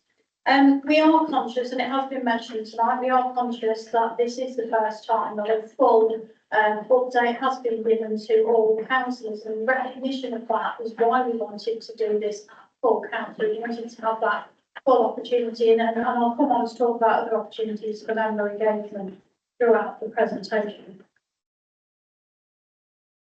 So just a little overview there of what I'm going to move through. Cover a bit of project background and context, and talk about the vision, touch on finance and governance, next steps, and then member site visit opportunity, which I'm hoping everyone's going to be looking forward to. Okay, so a bit of background. So the opportunity, how did this come about? I think it's really important that we properly start from the very beginning. And again, it's been mentioned this evening already, but the opportunity came at a very, very good timing in terms of something that we were already looking at for the new environmental services contract. So members will be aware that the procurement has now commenced for that contract, and that contract covers waste collection, so all refuse collection, recycling, food waste, street cleansing and fly tipping, of course, which we've been talked about in partnership with our own internal teams. So the land search was already underway for a site for the depot, and that is really important because without having that certainty around being able to have a site to deliver services from in the future, we would not be able to achieve best value for our residents through that environmental services contract. So it's really important, and hence why that piece of work was underway. The opportunity was then presented to us by the Leicestershire and Rutland Wildlife Trust and the landowner. So they came to us, as I said, it was a really opportune time. We were looking for a site and presented this opportunity. And it was also a really opportune time in terms of other things that were going on across the county. So as you'll all be aware, we were in the process of drafting a new local plan that sets out significant growth going forward. I'll come back to that in a moment as to why that's important. We talked a lot about the importance of health and well-being. We're developing community well-being plans. So the opportunity couldn't really have been more timely. It was a real catalyst that enabled us to take advantage of this win-win scenario that could meet a number of the objectives at the time. We are I'm sure you agree, we are as local authority custodians of our place. We have a responsibility to leave a legacy in future years for our residents and for future generations, and that legacy need becomes even more important when we think about the levels of housing growth that we have to plan for going forward, the levels of employment growth. Where are we going to provide green spaces for our residents? Where are we going to provide that access to health and well-being opportunities? And that's the legacy that we need to be thinking of.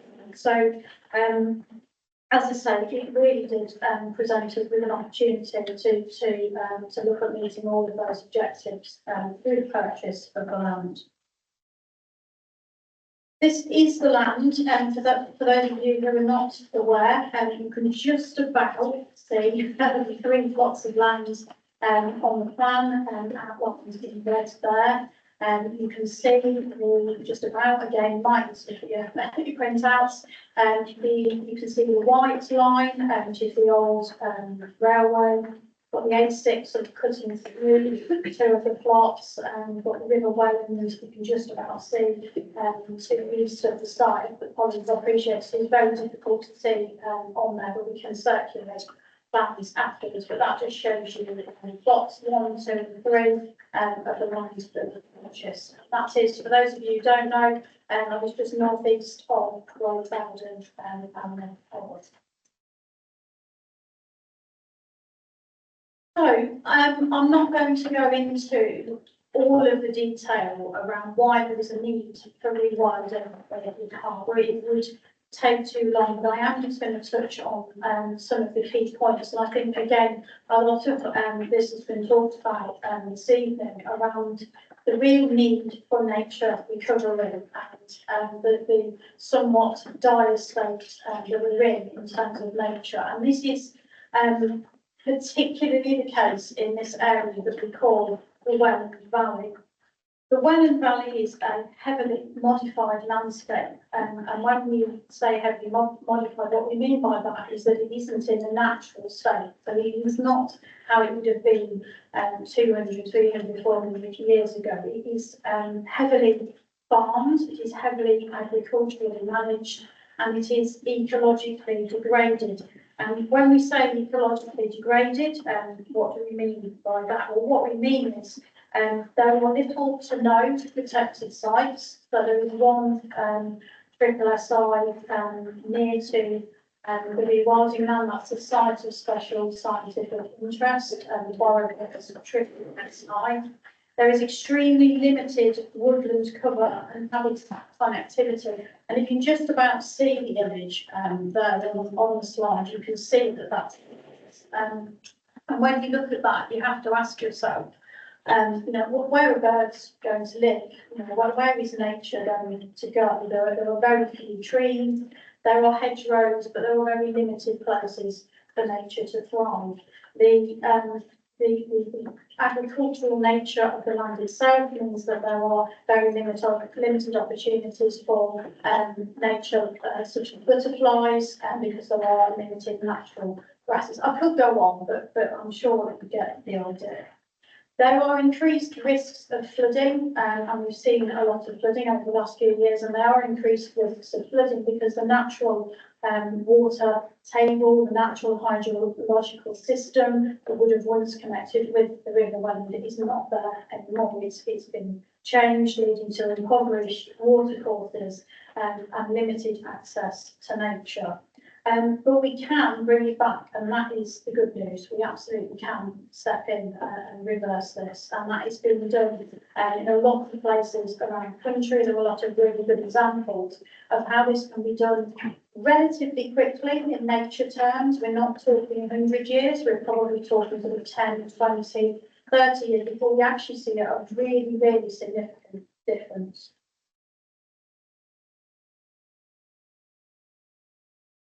There was a point made earlier this evening that really resonated with me around the need for expertise, the need to make sure that we're working with those organisations who have the skills and the knowledge to support the project. We are not the experts. I'm certainly not a rewilding expert, but there are organisations that are.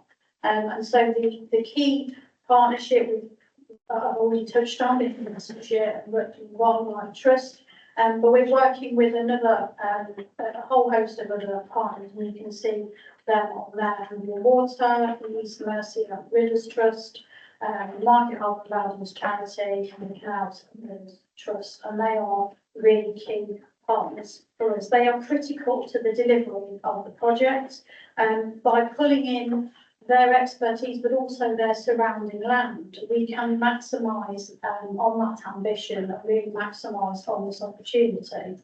And we have, in addition to this, we've also had a significant interest from a wide range of other key partners and stakeholders. So, for example, the Forestry Commission, Natural England, DECWA, they've all been in touch and they're all very excited and want to have further conversations about the opportunity. So the project vision and aims. The Rewilding Harbour vision was taken to Cabinet earlier, in September, not earlier this month, in September, and that was in a report which also provided an update on the rewilding project. So if you wanted to know what was happening at that point, you can go back and look at that report, but it also considered the vision, and this vision has been developed with those partners that we've just talked about. And secured formally, because that's important. But what's perhaps more important is the commitment of those partners to deliver this vision. So every project needs a good vision, and that's the Rewilding Harbour vision as it is at the moment. In terms of the aims of Rewilding Harbour, and I think it's really important to note that these are our early thoughts. These are not set in stone. These are early thoughts around project aims that have come through early discussions with partners and with the expert organisations. I'm not going to read all of those out. You've got them in the slides, but they are that the aims are, as you would expect, around nature recovery, around rewilding, health and well-being, flood relief and water restoration, engagement, educational activities, volunteering opportunities, and we are very much open to any of the suggestions. So what have we been doing so far? In terms of the site itself, in terms of the rewilding project, not much is the answer, and there's a reason for that.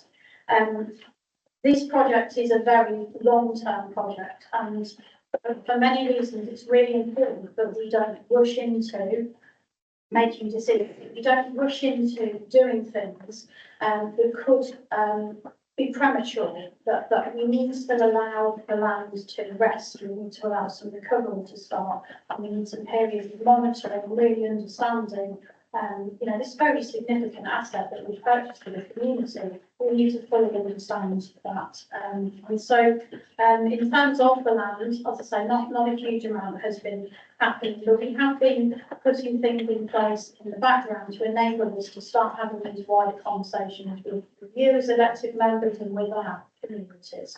So we have recruited a project officer, and you'll see his contact details later in the presentation, who has been jointly funded by MB Water and the UK Shared Prosperity Fund. We have done some baseline monitoring and survey work, so things like ecological surveys, tree surveys, or horticultural surveys, hydrological surveys, to understand the land. So we've been doing some very early survey work. The transfer of the land, conveyancing of the land, when we purchased it, came with some what we sort of describe as low-level stewardship requirements. So for the first 2 years of the ownership of the land, we are required to do things like some low-level grazing to ensure that we are phasing out of the agricultural use and phasing into rewilding. You don't just suddenly have this significant change overnight. So that is something else that we have been very mindful of and working towards. We have developed a volunteer database, which was a result of over 150 members of the public emailing in and wanting to be involved in the project. So that was before we even did any consultation, before we even went out to anyone. We had over 150 people email in and say, we want to be involved, we want to take advantage of any opportunities. As I said earlier, scoping discussions with partners, very much learning about their ambitions, taking advantage of their expertise, how they want to be involved, how can they support us. Early work on governance arrangements, and I'll come on to that in a moment, and then the commencement of the potential depot pre-application advice. And this is really important because this links back to the business case. It links back to one of the key aims of purchasing the land around ensuring that best value through the procurement of the new contract. So, financial considerations, I expect that one of the questions that many of you and many others I'm sure will have in their minds is, well, how on earth are we going to pay for all this?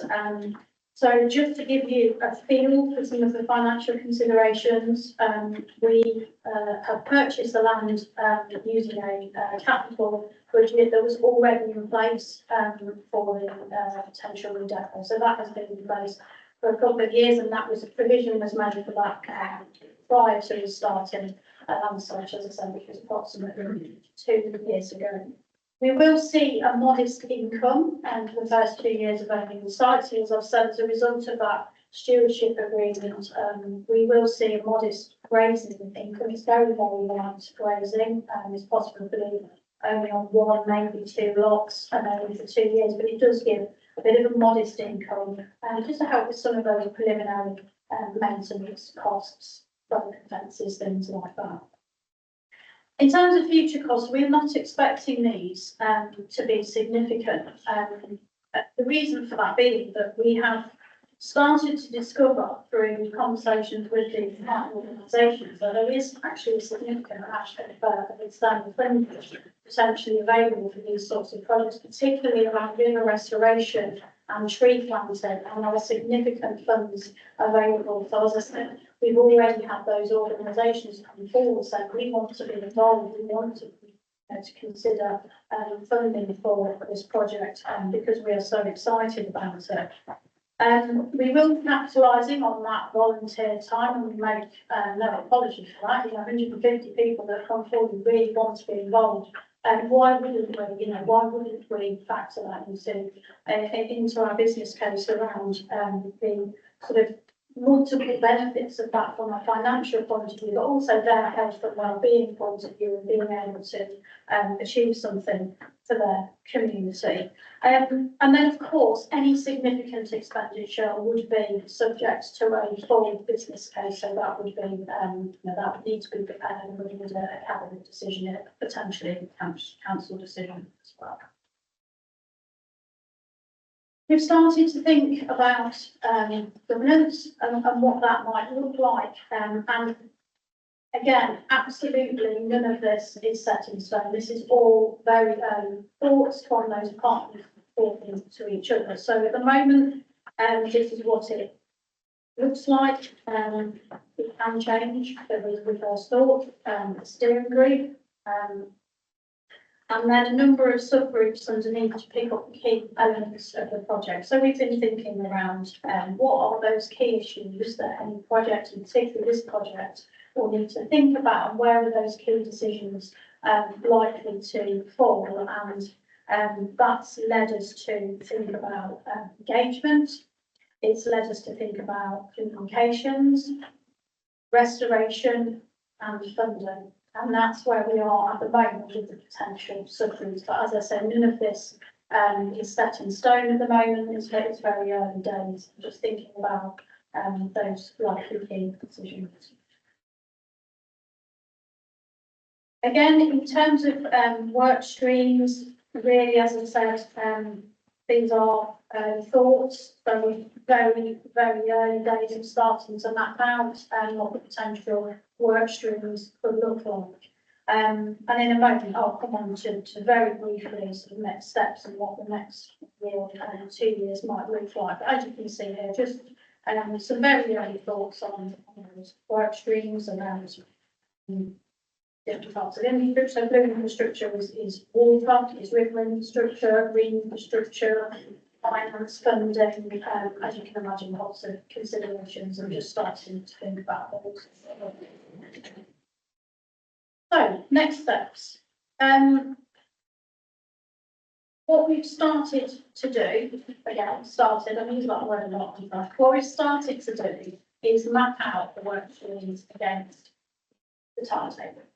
So starting to think about what is going to happen next year, what's going to happen the year after, what's going to happen the year after that. And this is just very early thoughts. It's really important for me to say that over the next year, in terms of what is going to be happening on the site, again, it's very little.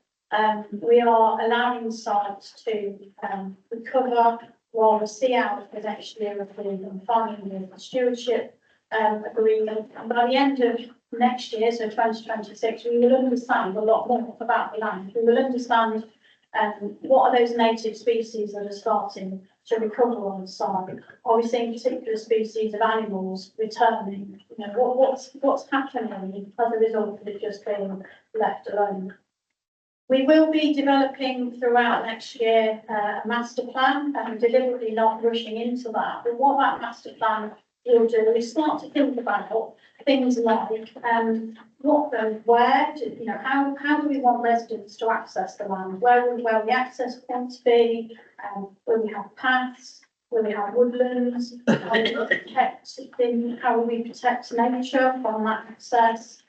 All those sorts of things we will look at with a master plan and start to get a broad vision of what the land could look like.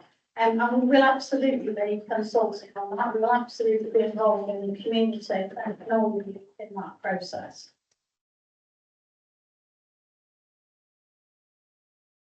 I wanted to really end, and it is pretty much the last slide, with a bit of positivity. And there's a couple of things that I specifically wanted to leave you with.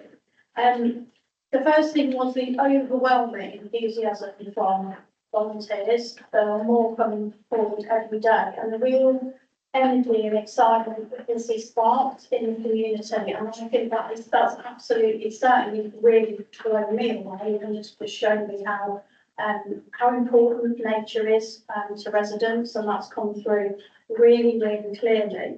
And a number of images on the slide here, and these are actually images from the site. So these are not just images that we've pulled from Google, these have actually come from the site. And what you can see here is, as a result of us doing nothing for a number of months, we have something in the region of 150 open saplings that have come up through the ground, which, if the land was being managed, would not happen, that would not take place, that pollination would not be able to occur. So that's something we've seen already.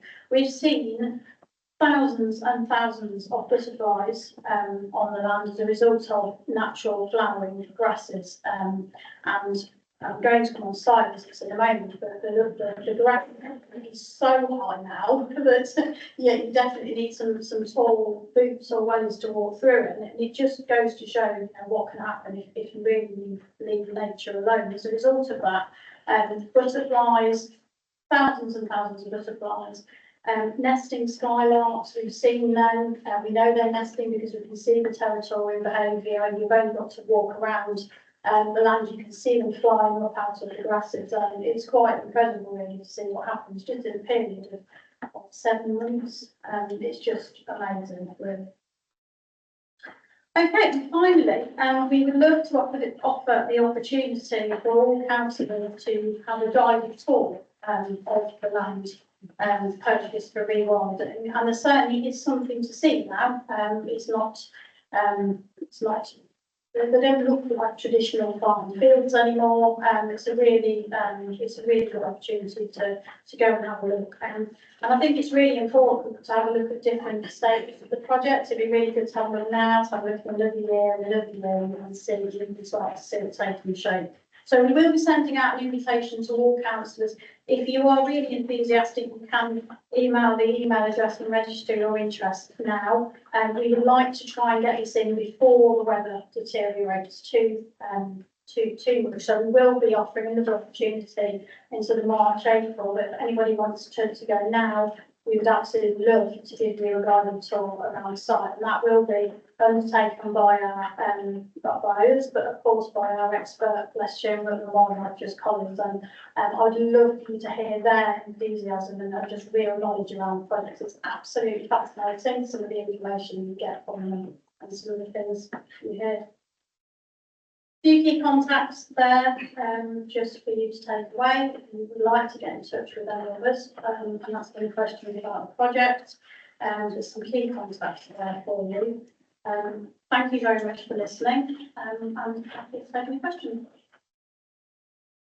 Thank you very much for that. It's very, gives me a bit more information. There's been lots of discussion, hasn't there, touching on this tonight.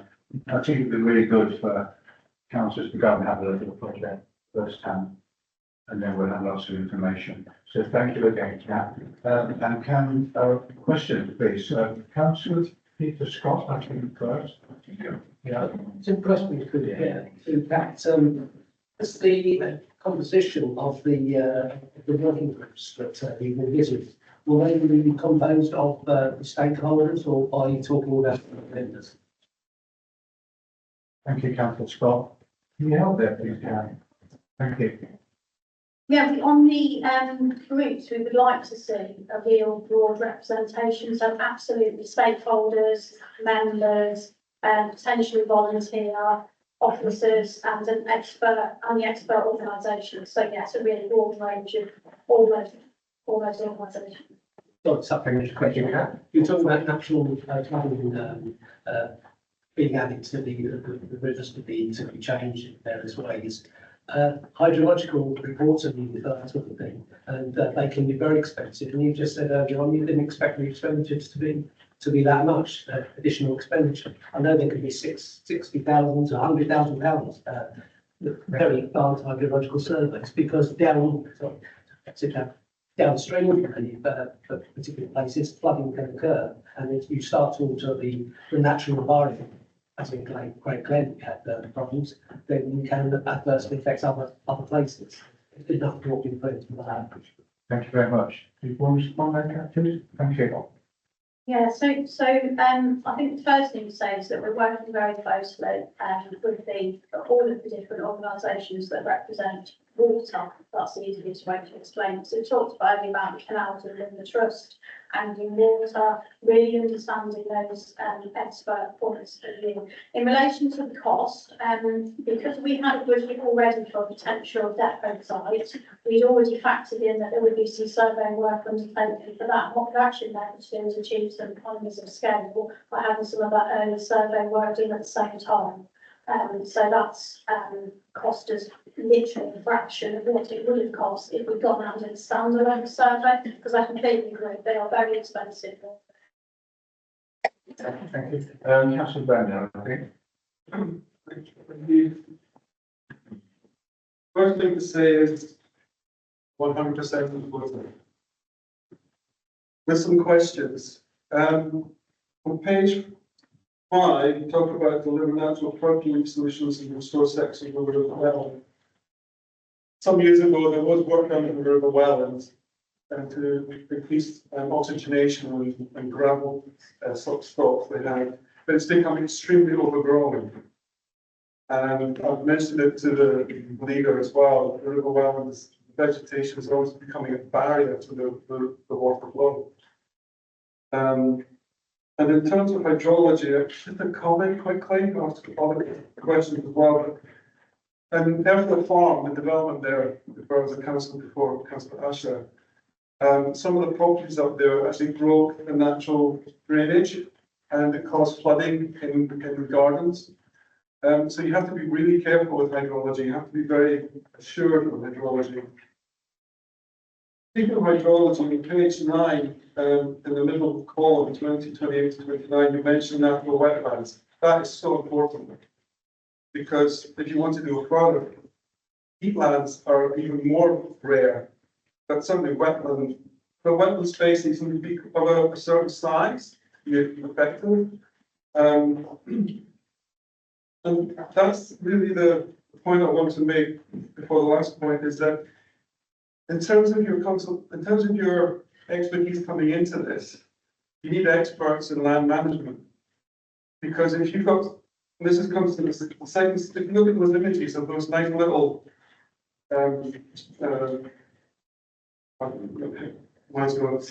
saplings, grass grows faster. They can actually grow those little saplings and just kill them off. So you've got to be careful of the natural stages of growth of a cycle of vegetation. And you might find those saplings outcompeted by the grass. So that's why you need really, at an early stage in this project, some really good land management. And have you approach anyone for land management or the National Trust? Thank you, Councillor Brandon. Any response? I agree with all of your points, and thank you. In terms of the land management, we are working with organisations already who are experts in land management. So we talked about the Forestry Commission and DEFRA. But also wanted to mention the Leicestershire and Rutland Wildlife Trust, because I think if anybody doesn't know the full kind of remit of what they do, it really is worth looking into, and it's worth having a look on their website, because Leicestershire and Rutland Wildlife Trust manage pretty much half of Rutland Water, for example. So they have significant experience in land management and in management of nature reserves. So they are really, really good part, and hence why they've got the opportunity to us in the first place. So yeah, absolutely agree with everything you've done. Come back, Chair, for me. Thank you. Yes, quick point. Thank you for all of that. I have a concern though with the development of the waste depot. I mean, I know it's going to happen. And also the aerobic digester that's in the ether, the county council.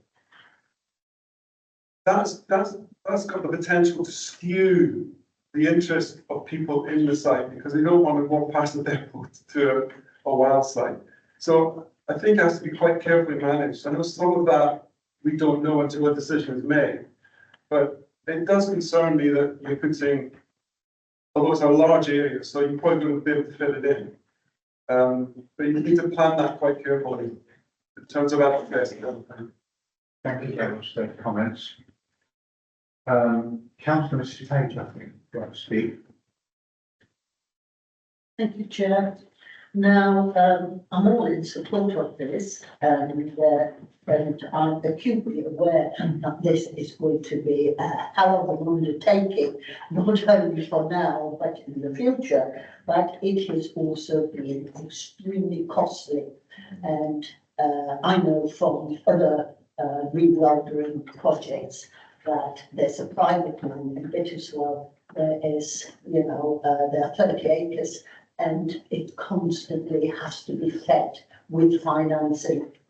I'm sure you've looked into it with DEFRA because they're giving lots of grants and for wildering and growing lots of things. But I wondered, well, hang on, let me get my head around it.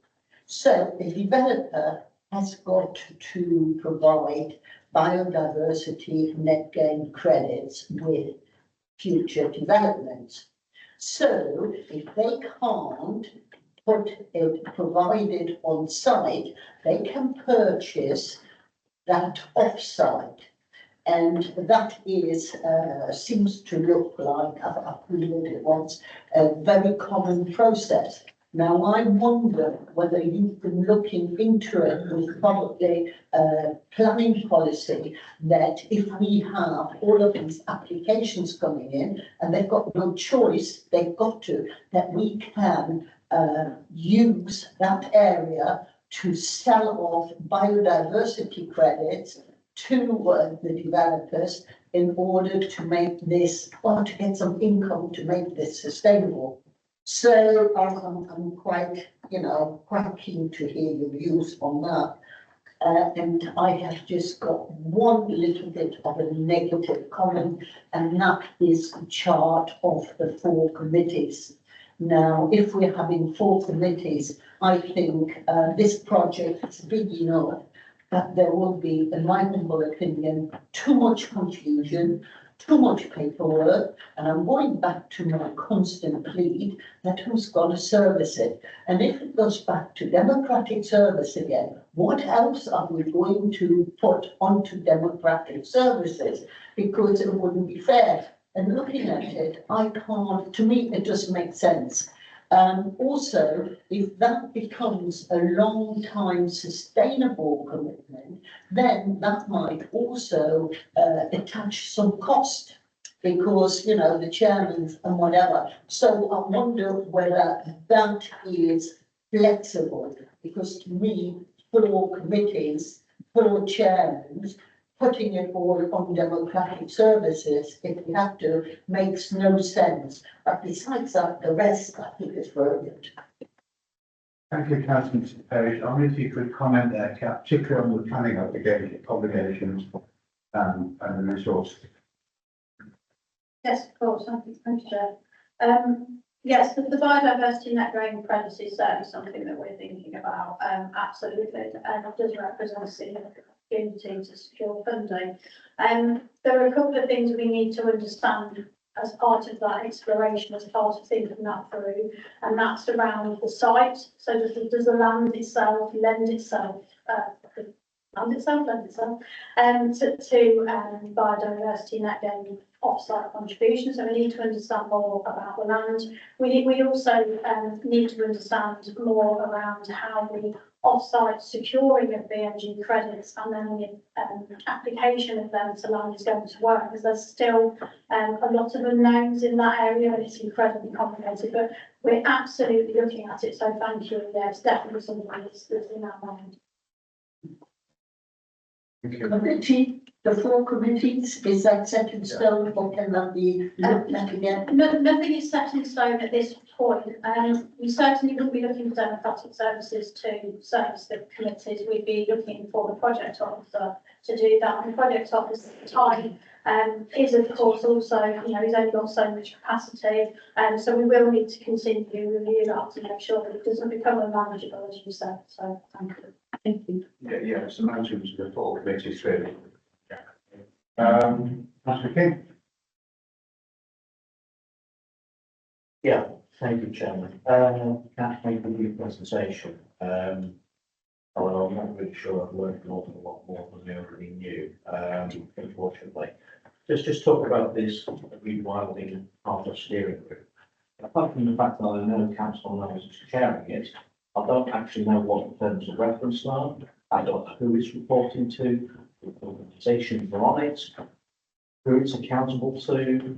You've just said benefit services are supporting it, it's going to be supported by a project officer who obviously were employed, so there is a cost there, not nil cost.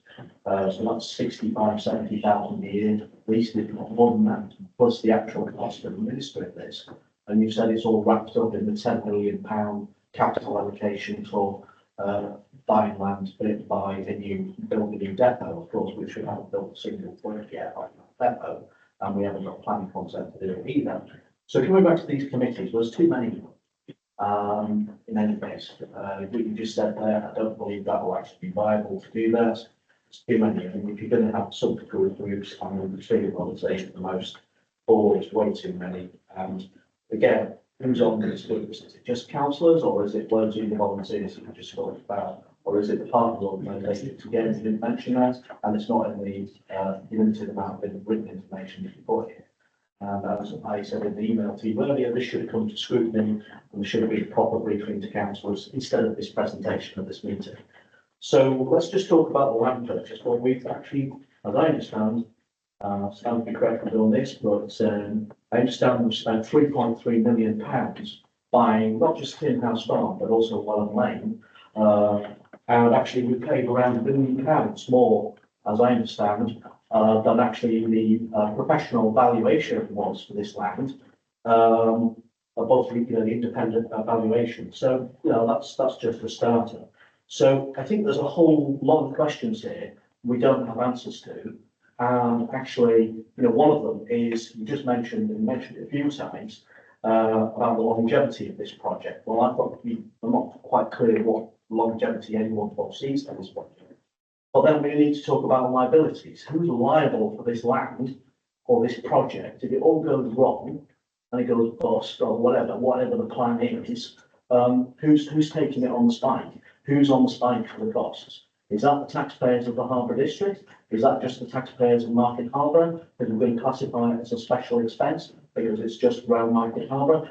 And then let's talk about the actual site. Well, site access is very poor. The road, Welland Lane, it's very narrow, it's very old, it's very worn down. So if this is going to be a nationally significant project that nobody's talked about, where's the visitor centre going to be? Where's the car park going to be? Where's the cafe going to be? Where are all the toilets?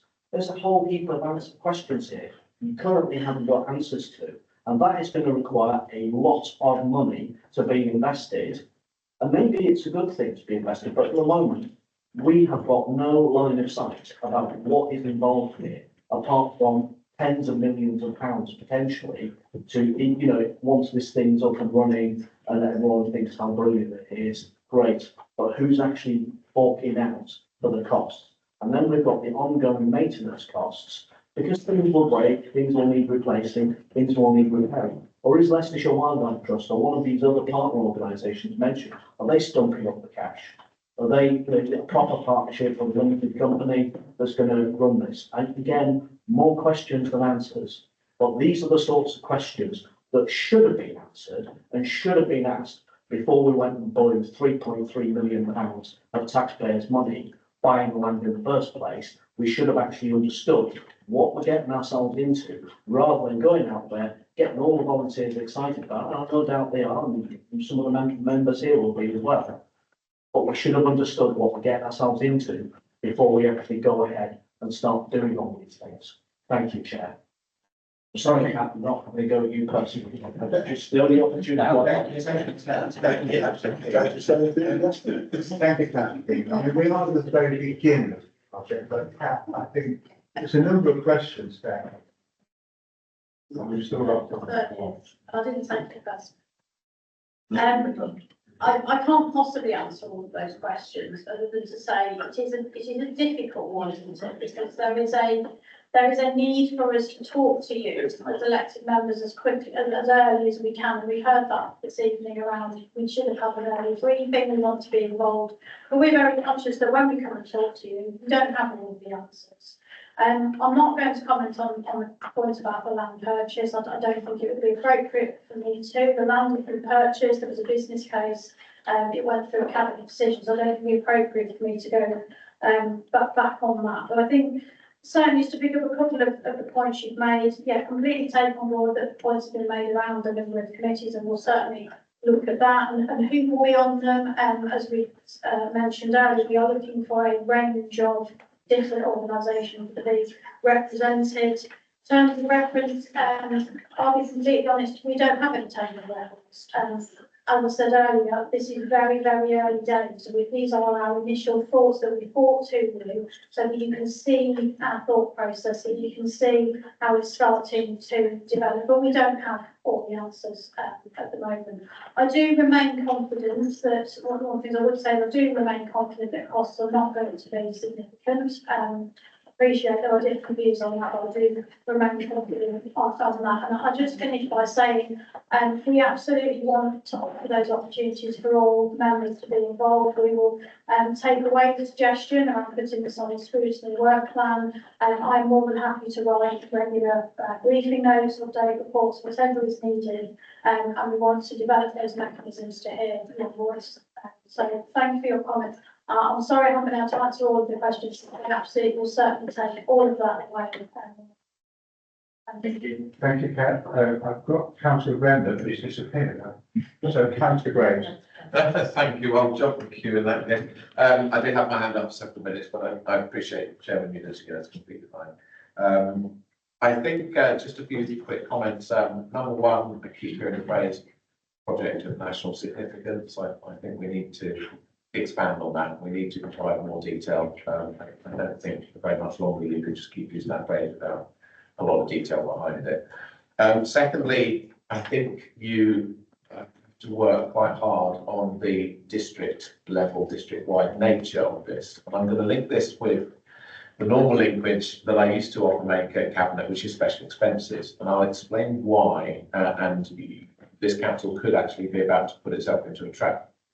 So obviously the comment's been made already about the council leaders ward, and I'll park that there, but there are other areas of land of interest of a similar nature recovery, special interest. There's one in my ward, which is a lake, and it's a 200-metre long lake. It's a real gem. Now, the problem is that the rewilding, rewilding site, whilst it's been purchased for a lot of money from district, a similar, much smaller site in Broad Astley has been added to the possible asset transfer list. In other words, parish, do you want it? You know, there's a message there which is, well, maybe the parish will pay for that. So I want to link those two issues, because if you're going to say that, oh well, there's cross-district priorities and there's other areas of land which could benefit, you've got to pay for them all the same way. The district's got to pay for them all. You can't put them in an asset transfer pot to a parish and then expect the parish to develop a plan and the parish to pay for it, because you've got double taxation, which is a discrepancy of special expenses. So when I was on Cabinet, I would regularly warn colleagues about special expenses and risks, etc. I've not been able to do that for many months, but I've got this opportunity now, so I am going to make it. Where assets can't be easily, straightforwardly enjoyed by residents on the edge and the fringe of the district, it starts to move towards special expenses. If you can make a big case for district-wide asset, etc., car parks, leisure centres, there can be cases for the large assets, then it starts to move away again from special expenses. But I just think you've got to be really careful. You can't get similar sites and then throw those at the parishes and tell the parishes to do it themselves. You've got to do them all yourselves. You've got to put them all in the pot. You've got to start doing 6, 7, 8 smaller sites. You've got to get the funding for those as well. You can't expect the parishes to do it. Right, thank you. I think a lot of points have been made on the finances, so I think we've got that message. Councillor Brenda's returned. Did you want to add some more points, Councillor Brenda? I had you down for I think you've had me down double booked. Okay. More than double. Yeah. Thoughts all over again, yeah. Okay. Right, any more questions on Kat's presentation? No? Okay, thank you very much, Kat. Thank you. So, I'm conscious of the time actually, but, we'll push on. We have, item 14. It starts on page 55. And, Councillor Noel is going to do a presentation for this, please. Chairman, I think you've